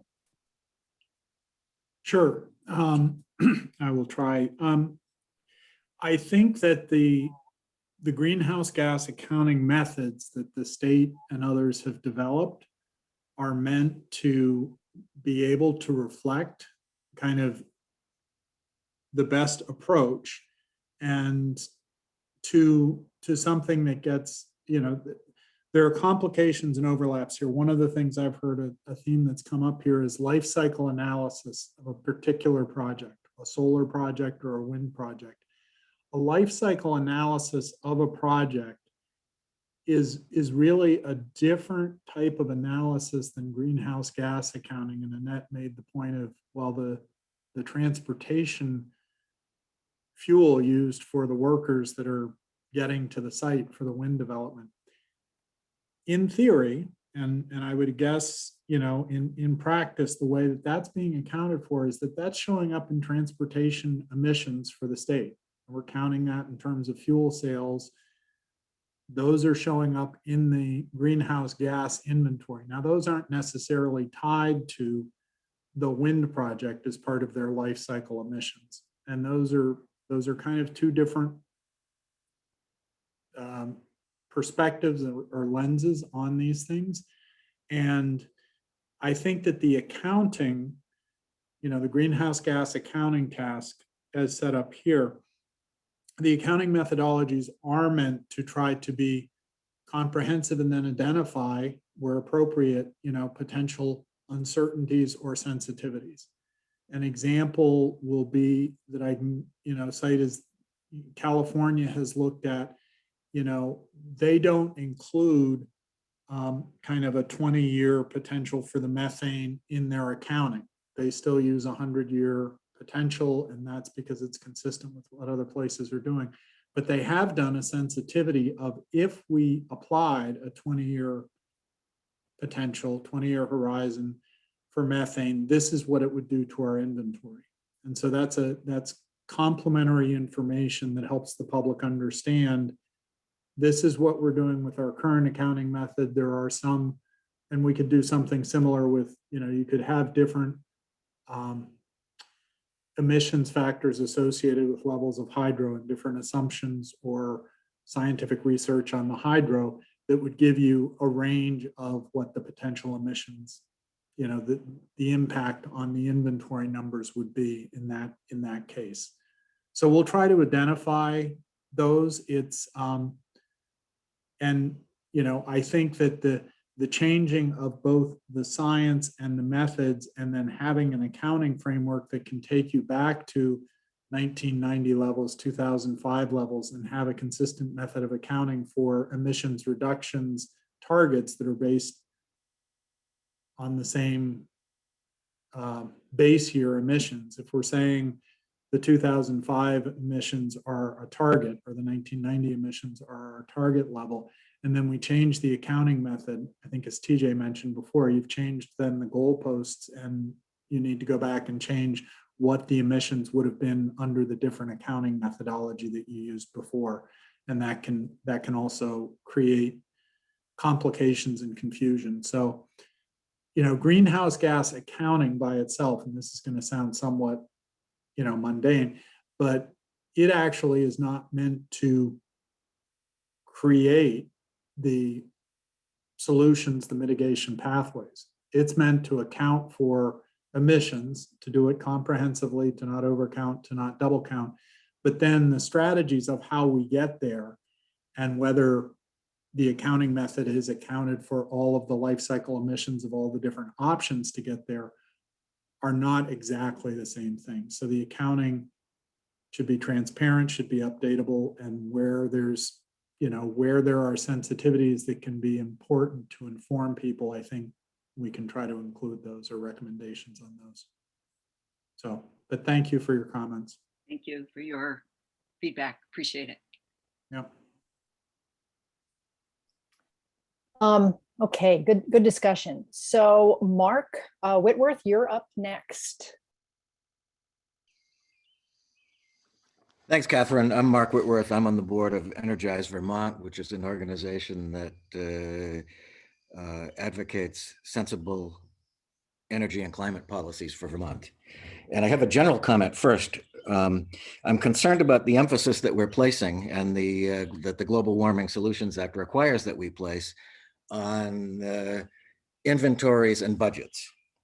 It seems to reduce the importance of our natural resources to their values as sinks or sources of emissions. And we rely on our natural resources for a lot more than that. And I'm worried that the value of our wildlife habitat, headwater streams, even our agricultural soils, their value gets lost in this discussion. And it may lead us to make land use decisions that are going to be disastrous in an attempt to try to balance an equation that doesn't take everything into account. Now, having said that, I would like our inventory to be accurate. And I would like to argue in favor of a consumption-based inventory, which some folks have already mentioned. And there are a number of reasons for that. It can provide a more realistic picture of what Vermonters are really responsible for. It will enable, I want to go back to something that Richard said about being able to subtract the carbon investments that made in goods and services that we export to other states. Those become their responsibilities as our responsibilities come to include the goods and services that we import from elsewhere. By doing this, we will avoid penalizing Vermont businesses and losing the jobs that we, our friends and families have in Vermont doing real work. And it will also help us to identify many more opportunities for emissions reduction than we would otherwise have. Opportunities that relate to lifestyle choices like consumption, dietary habits. A back of the envelope calculation shows that we could save literally tons of carbon emissions by instituting a practice of one meatless day a week. If we don't include those things, then they're off the table and we can't even consider them in our climate action plan. I'd also like to argue for careful consideration of carbon uptake and storage, and include that in whatever work we do here, because the IPCC has identified what they call nature-based solutions that could help governments reach as much as a third of their Paris obligations through increasing our capacity for uptake and storage. So if we don't include uptake and storage, then those are more opportunities that we lose to put into place policies that really do affect climate. And the last thing that I want to say is that we need to consider that when we put in intermittent electricity generators, we cannot count on a one-for-one replacement of fossil fuels with something that's free, something that is emissions free, because all of the intermittent generators require backups. And that backup power, in order to ensure that we have a reliable electricity supply, typically now those backups are fossil fuels, typically natural gas. So we need to account for that when we plan our energy future, and we just can't ignore that. Thank you.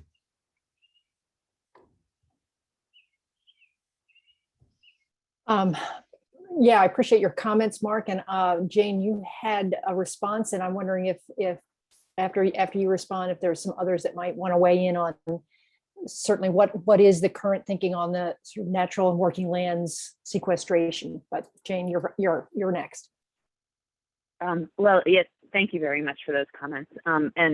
They're certainly a critical component of the climate action plan, natural lands as a solution. And I just wanted to highlight that in our contract and work with CADMIS and ESG, we're also looking at a carbon budget, which is task 2. And for that team, we also have UVM and Harvard Forests on board to help us with thinking about sources and sinks and their fluxes. And we very much anticipate thinking about how we create a carbon budget that's thinking into the future too, about projections for our sequestration potential and how that then informs our recommendation. Because as you may know, as you seem interested in this, that the way the Global Warming Solutions Act is written right now, it calls for us to really be focused on emissions reductions. And while we also have this component of being net zero by 2050, if we meet or when we meet our emissions requirements, if we were to have roughly the same sequestration potential that we have now in Vermont, we will likely be net zero by 2030 and without having to really do anything. And I know that because of all the multiple benefits that you speak to, that's not what we're going to want to do. We're going to want to push for at least maintaining our current sequestration potential, as well as thinking about how we enhance that going forward through both the natural and working land solutions. And so it's definitely something that we're thinking about. And that work is largely being governed by a task group in the Agriculture and Ecosystems Subcommittee, but I know some components of, I think they had to sign off early for an agricultural workshop this afternoon, but Ryan Patch is directing that work on behalf of the agricultural side, and Billy Coster for our agency is directing that work from A&R on the natural solution side. So there's been a great task kickoff meeting for that, and there's more to come, but we're really excited about that component of the work as well.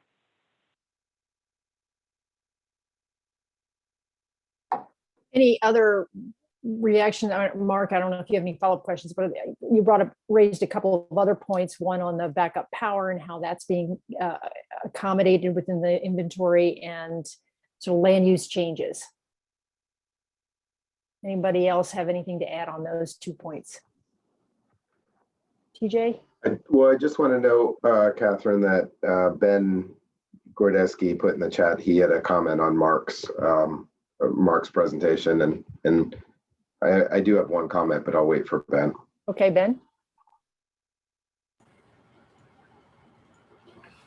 Yeah, thank you. I just wanted to say that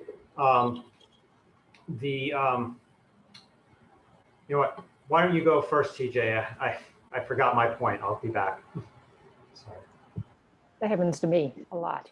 Yeah, now I've forgotten mine, Ben. No, I'm just kidding. I just wanted to, tease that last bit out on the electricity generation. And there's as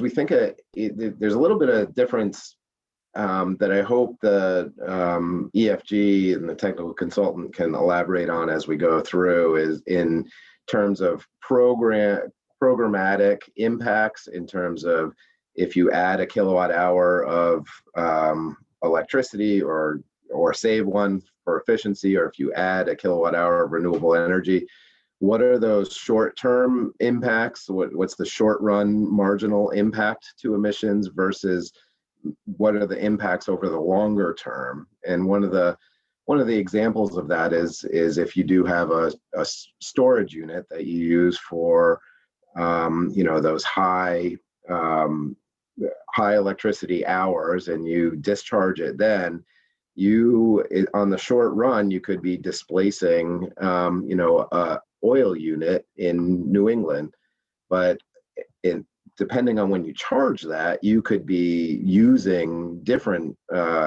emissions profile energy, and it could be all renewable because you can plan for that over the long term. And I'm actually not sure how much the scope of work goes into that, but I think it's a really, it may not be exactly what you were getting at, but I think the intermittent electricity kind of plays a role in that we can use it, in the shoulder months, there's tons of solar, and is it really, what is that displacing versus, in the winter, there may not be, and it's not displacing those high emitting units. And so there's just a lot of nuance there that I don't have an answer, but I just wanted to call out some of that nuance, I guess. Thanks, TJ. Yeah, Mark, it looks like you may have a direct response to what I said. Yes, I do. I thank you for it. And you reminded me of a renewable energy project that was proposed for the Northeast Kingdom, and it would have displaced other renewable energy that was being placed on the grid. And there was, you may recall the big controversy that stirred up. But that certainly should be taken into account in however we produce this inventory and keep it updated and use it as the basis of a climate action plan. Thank you. Ben, it looks like you have recall. I'm ready. Thank you. So first of all, I think that I don't think that it's true that there's always a fossil fuel generating plant idling all the time. Like, there's no real correlation between wind or solar generation and an extra amount of fossil fuel being burned to generate electricity to back it up.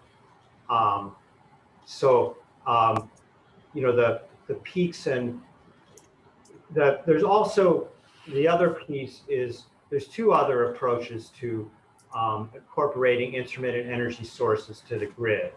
The other is energy storage. I mean, beyond just batteries in people's homes, but larger projects can actually have like a commercial scale energy storage that might currently be using a lithium-ion technology, but there's been some advancements to using other kinds of technologies that don't require mining of the rare metals which go into the lithium-ion batteries.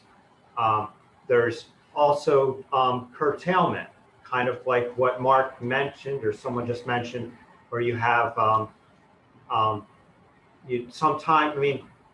all like natural gas generating plants don't run all the time. Every generating plant doesn't run all the time. They can be turned on or off. So another approach to renewable energy generation is to just build them a little bit bigger so that when they're really needed, they have the capacity, and when they're not so needed, they can be curtailed or turned down or turned off. Especially with solar, there's usually a number of inverters, and you don't need to turn the whole thing off. You can just crank it down. In my mind, that's not a downside of renewable energy generation. It's just part of the process. Thanks, Ben, for bringing that perspective. And I saw Annette, your hand went up. You want to get into this particular conversation, or do you want to be added to the queue? I would like to respond to what Ben just said. Yeah, sure. About 10 years ago, the Electric Generation Siting Commission went to the natural gas plant in New Hampshire, and we had quite an extensive presentation and a tour of the plant. And I talked to the CEO and plant manager, and I asked him about his plant and what happens when, because he in his presentation, he said, we're the ramping plant. We're the plant that he'd prefer to run 24/7 at the highest output. He said, that's when we run most efficiently. But he said that he actually gave the impression he hated wind, because when the wind blows, then he has to ramp back. And he said, it's like car idling in traffic and we burn more gas. And I said, well, are you increasing your emissions? He said, well, we have an air permit and we have to keep in compliance with that. So that's the real world response that I got, was that yes, his plant is idling. It is running all the time. It is ramping up and down, and it is increasing its emissions when it is not running at capacity. And so that's what he told me. And I think that he was being honest. And I'd like to bring in one more point that I think is confusing to the public. And I don't know how this fits into this particular accounting conversation, but in Vermont, we have these utilities that are 100% renewable, and that's based on paper contracts. And yet then we're part of the ISO New England grid. And so some utilities purchase grid power sometimes. I mean, take a look at ISO New England in the last 3 days. There have been times when it's 75% natural gas and 4% renewables, the majority of which are wood and waste. So I think that there needs to be some context, and also, as Steve mentioned, with the REC sales, how does that all fit together for an accurate profile of Vermont's electricity emissions that are based on the real world consumption, not on paper contracts? I'm about to get a thunderstorm, so I'm going to mute.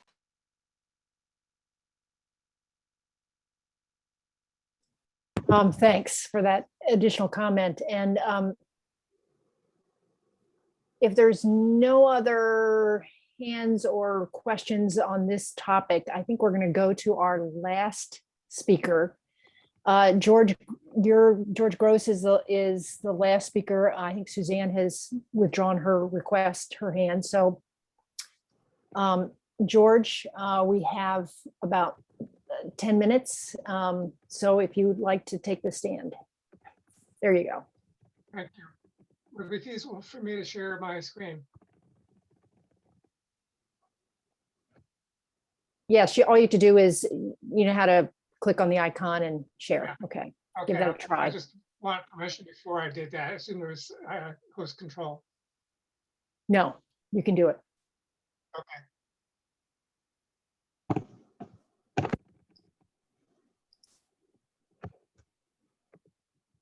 This is a set of slides that I recently uploaded. I also sent a copy to the chairs of cross-sector mitigation and science data. Some of this has already been reviewed by other parties, including myself. For example, the legal language that Jeffrey had referred to earlier about greenhouse gas accounting in Global Warming Solutions Act. Instead, focusing on that, I wanted to take a look at a little more detail about what life cycle assessment methodologies look like as applied here in the context of the Vermont Climate Council. This would directly shape the consultant's work program in the long term, and in addition to the short term. So I've organized this as a series of proposals, each addressing a different aspect of this problem space. Proposal 1 is implement a greenhouse gas life cycle assessment inventory for each of the energy sectors. In other words, a consumption-based inventory of the energy fuels and other sources used for each sector: transportation, thermal, and ISO New England power generation. As you can see, there are many different life cycle assessments because there are many different energy sources.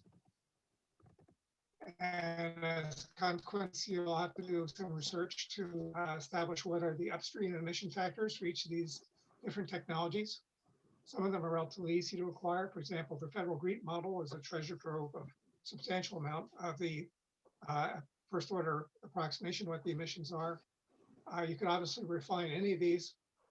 Earlier, there was a comment in regards to the uncertainty of scientific data. And life cycle assessments do exhibit that property. Many of the upstream emissions are going to be probability kind of distributions as opposed to hard numbers because you're dealing with processes that are relatively hard to measure. They change over time and space.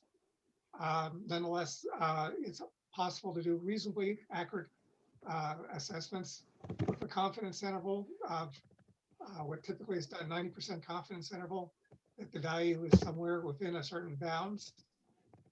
And it's often common when it occurs, people will take the center of the curve, the bell curve, and report that as the emissions factor, even though it may be actually on a given day less than that or more than that.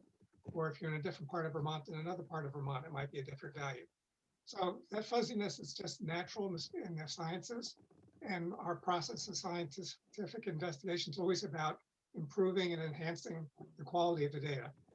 So that leads me actually to a slide that was published, gosh, it was about 5 years now ago, a landmark scientific paper on methane radiative forcing.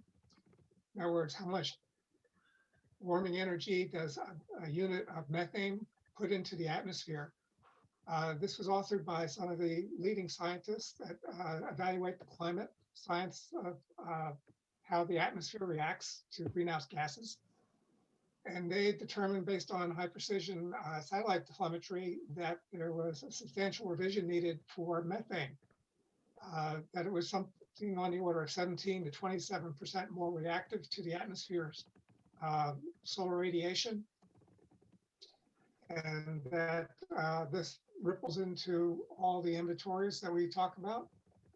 As far as our accuracy, we have to revisit those inventories, and any future modeling we do, for example, the Comprehensive Energy Plan or those models done by the Climate Council, should be reflected of this new knowledge, because it does amplify the importance of monitoring methane at a level that has not previously been recognized.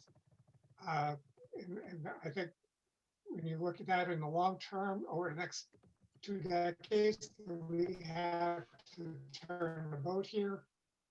This is an important finding that needs to elevate methane on an equal footing with carbon dioxide. So we avoid crossing that imaginary red line where we tip this climate system of our planet into peril. So with that in mind, I want to talk to the other slides. Give me a handle on my time. How much time do I have left? You have about 6 minutes, but that wouldn't leave us much time for back and forth. So if you can shorten it up, that would be great. Sure. Okay. So this slide I'm going to focus on as opposed to the remaining slides. One of the central bullet items here is the first one, which is I recommend that the Vermont Climate Council adopt a policy that uses what's called the cumulative climate impact metric. And there's a citation here for the underlying study that created it. And Balcom is another reference that I provide that looks at many different methodologies that are available, including the cumulative climate impact. And what's important about the Balcom study is that it gives you reasonable explanations for when you would use a particular greenhouse gas emissions inventory system or methodology for different purposes. And I think it would inform much of what the consultant needs to address when they are actually doing inventory work. what's the purpose of the inventory? How's that information going to be applied? The outcome study is important because it explains in reasonably accessible terms that policymakers can use what is the choices you have and what each of those choices does best. Edwards and Transick, the authors of the Cumulative Climate Impact Metric,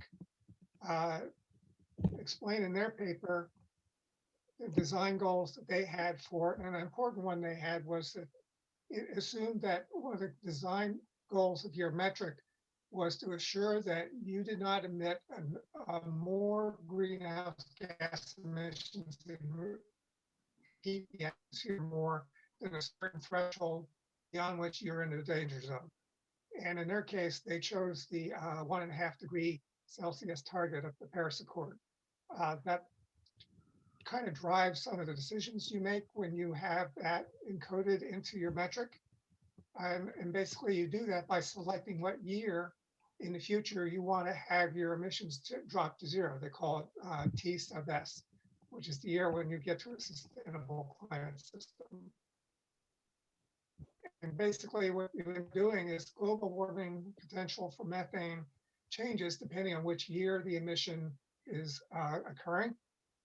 I'm going to go to another slide that was in the slide set. This is a graph showing how the global warming potential of methane changes over time if you adopt this cumulative climate impact metric. You can see here in the far left that it's close to 67, maybe 70. Whereas here, if you get emissions towards the year 2050, it grows almost to 120. George, sorry to interrupt. You have a particular methane emission.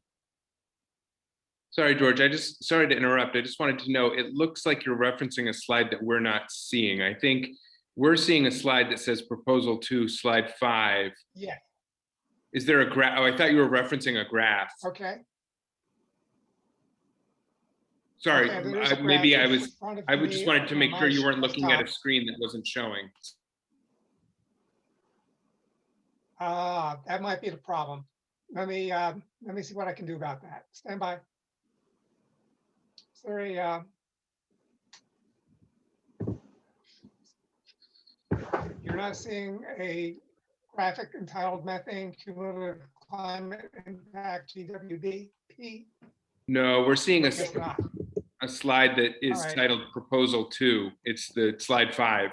Is still what is showing on our screen. Okay, great. Let me see what I can do about that.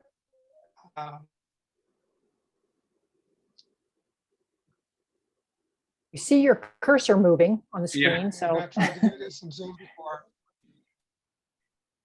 Typically, I just thought it would change over to it, but obviously it's not. You're seeing this proposal 2. I guess we're going to have to balance. I'll have to send out that graphic in a separate occasion. And that's just the way it is. Is your graphic on slide 6, George?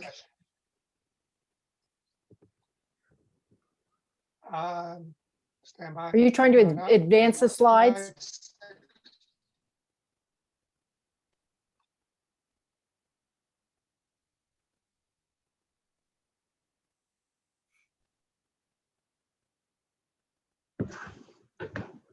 Let me try sharing again.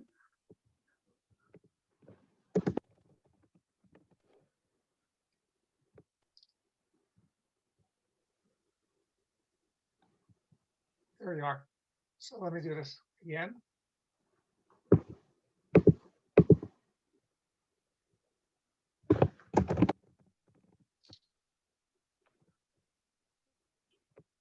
Can everyone see it now? A graphic in the spreadsheet? Yes. Okay, so I'll conclude, and now that we've got it in front of us, I'll just make the point that in the cumulative climate impact metric accounting system, the year that you have an emission of methane the global warming potential is a table lookup rather than a constant. So for example, if you were to emit some methane in the year 2021, the global warming potential of that for the purpose of your inventory process is 67, maybe 70. Whereas in year 2049, here at the far right of the bar chart, you would use a global warming potential of almost 120. This is a dynamic global warming potential. And the goal of doing that is that if you were to sum up the warming potential of methane over this time period, it would be weighted over time such that you more and more be apparent that you cannot emit methane as you get closer and closer to the pivotal year of 2050 when emissions have to get to zero, because it's generating enough warming energy that you're approaching the red line that would tip the climate system into a spiraling feedback loops. So that's the main goal for using this. It's a metric that responds and kind of encodes the risk of climate change as we go closer and closer into approaching that imaginary red line. And with that said, I think I will entertain questions. Yeah, we have just a couple of minutes before we want to turn it back over to the co-chairs to wrap up. But does anybody have any questions or reactions that you want to share with George? Yes, David. George, thank you. And I would look forward to getting, if you can send along those, the references are very helpful. On the GREET model, I know that it's available and it's used for life cycle assessments, typically of projects. And we've reached out, I think, to the GREET model. Liz Bourget, who's on the phone with me, a colleague of mine at EFG, we're reaching out to the folks on the GREET model to find out if anyone has actually used the GREET model as the basis for greenhouse gas inventory accounting. I'm not aware of that being incorporated as part of a greenhouse gas accounting methodology. I understand it can be used and is very useful for life cycle assessments at a project basis, but I'm wondering if you're aware of any states that have adopted the GREET model as a component of their greenhouse gas inventory accounting. Candidly, I'm not aware of that, but then again, life cycle assessment typically has been done as a policy decision support tool. Yeah. And that's kind of one of the main applications that I foresee here. Is Right. that you would do a benchmark and you'd have to have some versioning, obviously, because even GREET refines its numbers over time. Sure. There's always going to be in this mechanism, you're going to have a lot more fuzziness, but you're also going to have precision in the sense that you've done a bona fide, shall we say, cradle to grave assessment of what greenhouse emissions are associated with a particular policy choice, whether it be biofuels versus fossil fuel or where your electricity is being sourced. Those kinds of decisions are on this time scale that's appropriate to use that cumulative climate impact tool.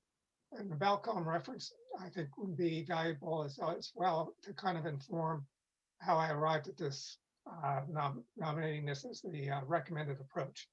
Now, I'm perfectly willing to spend time after you've had a chance to kind of get debriefed on these things to determine if that's in fact the right choice, or if there's another in that survey of different choices that makes more sense.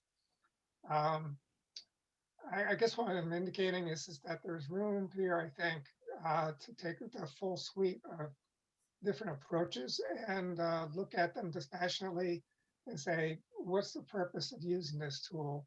Where are we applying it? And then from there, go forward with that tool to achieve our ends and statements, whatever that might be.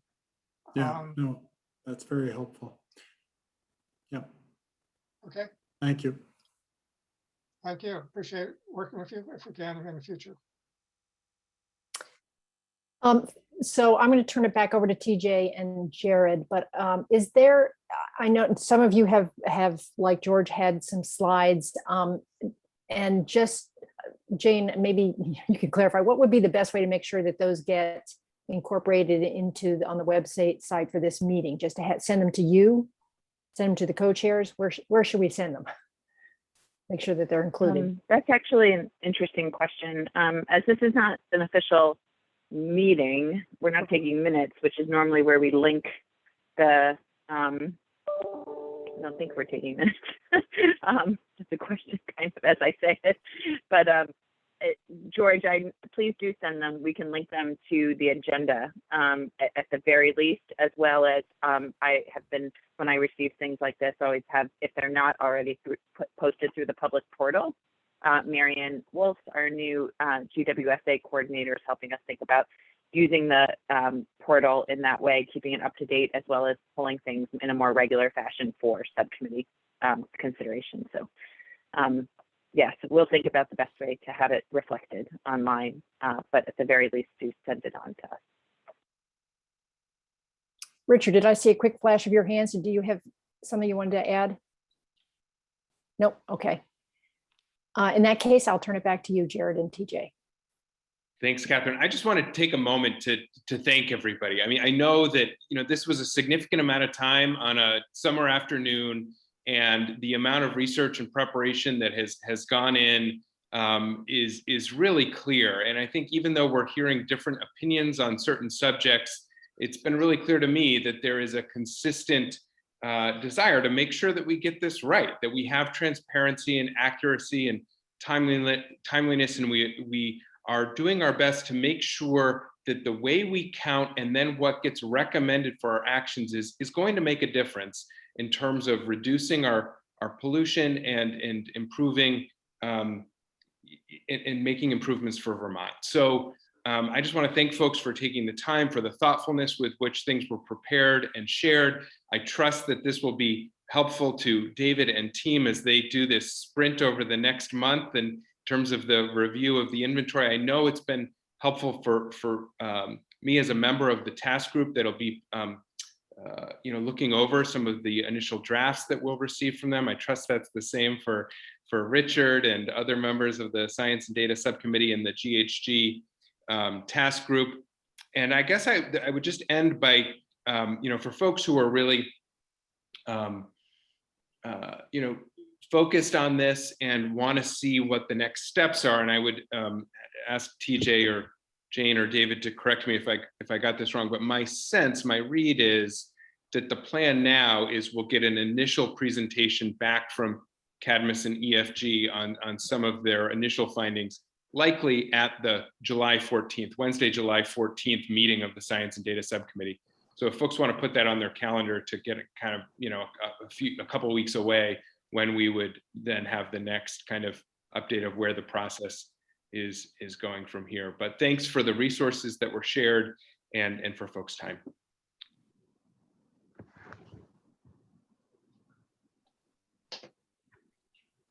I'll just echo that. Thank you all. It was really great. Jared, you said it well. So thanks for spending your time with us, and we really appreciate it. All right, all. Have a good rest of your evening. Thanks for your facilitation, Catherine. Be well, everyone. So long.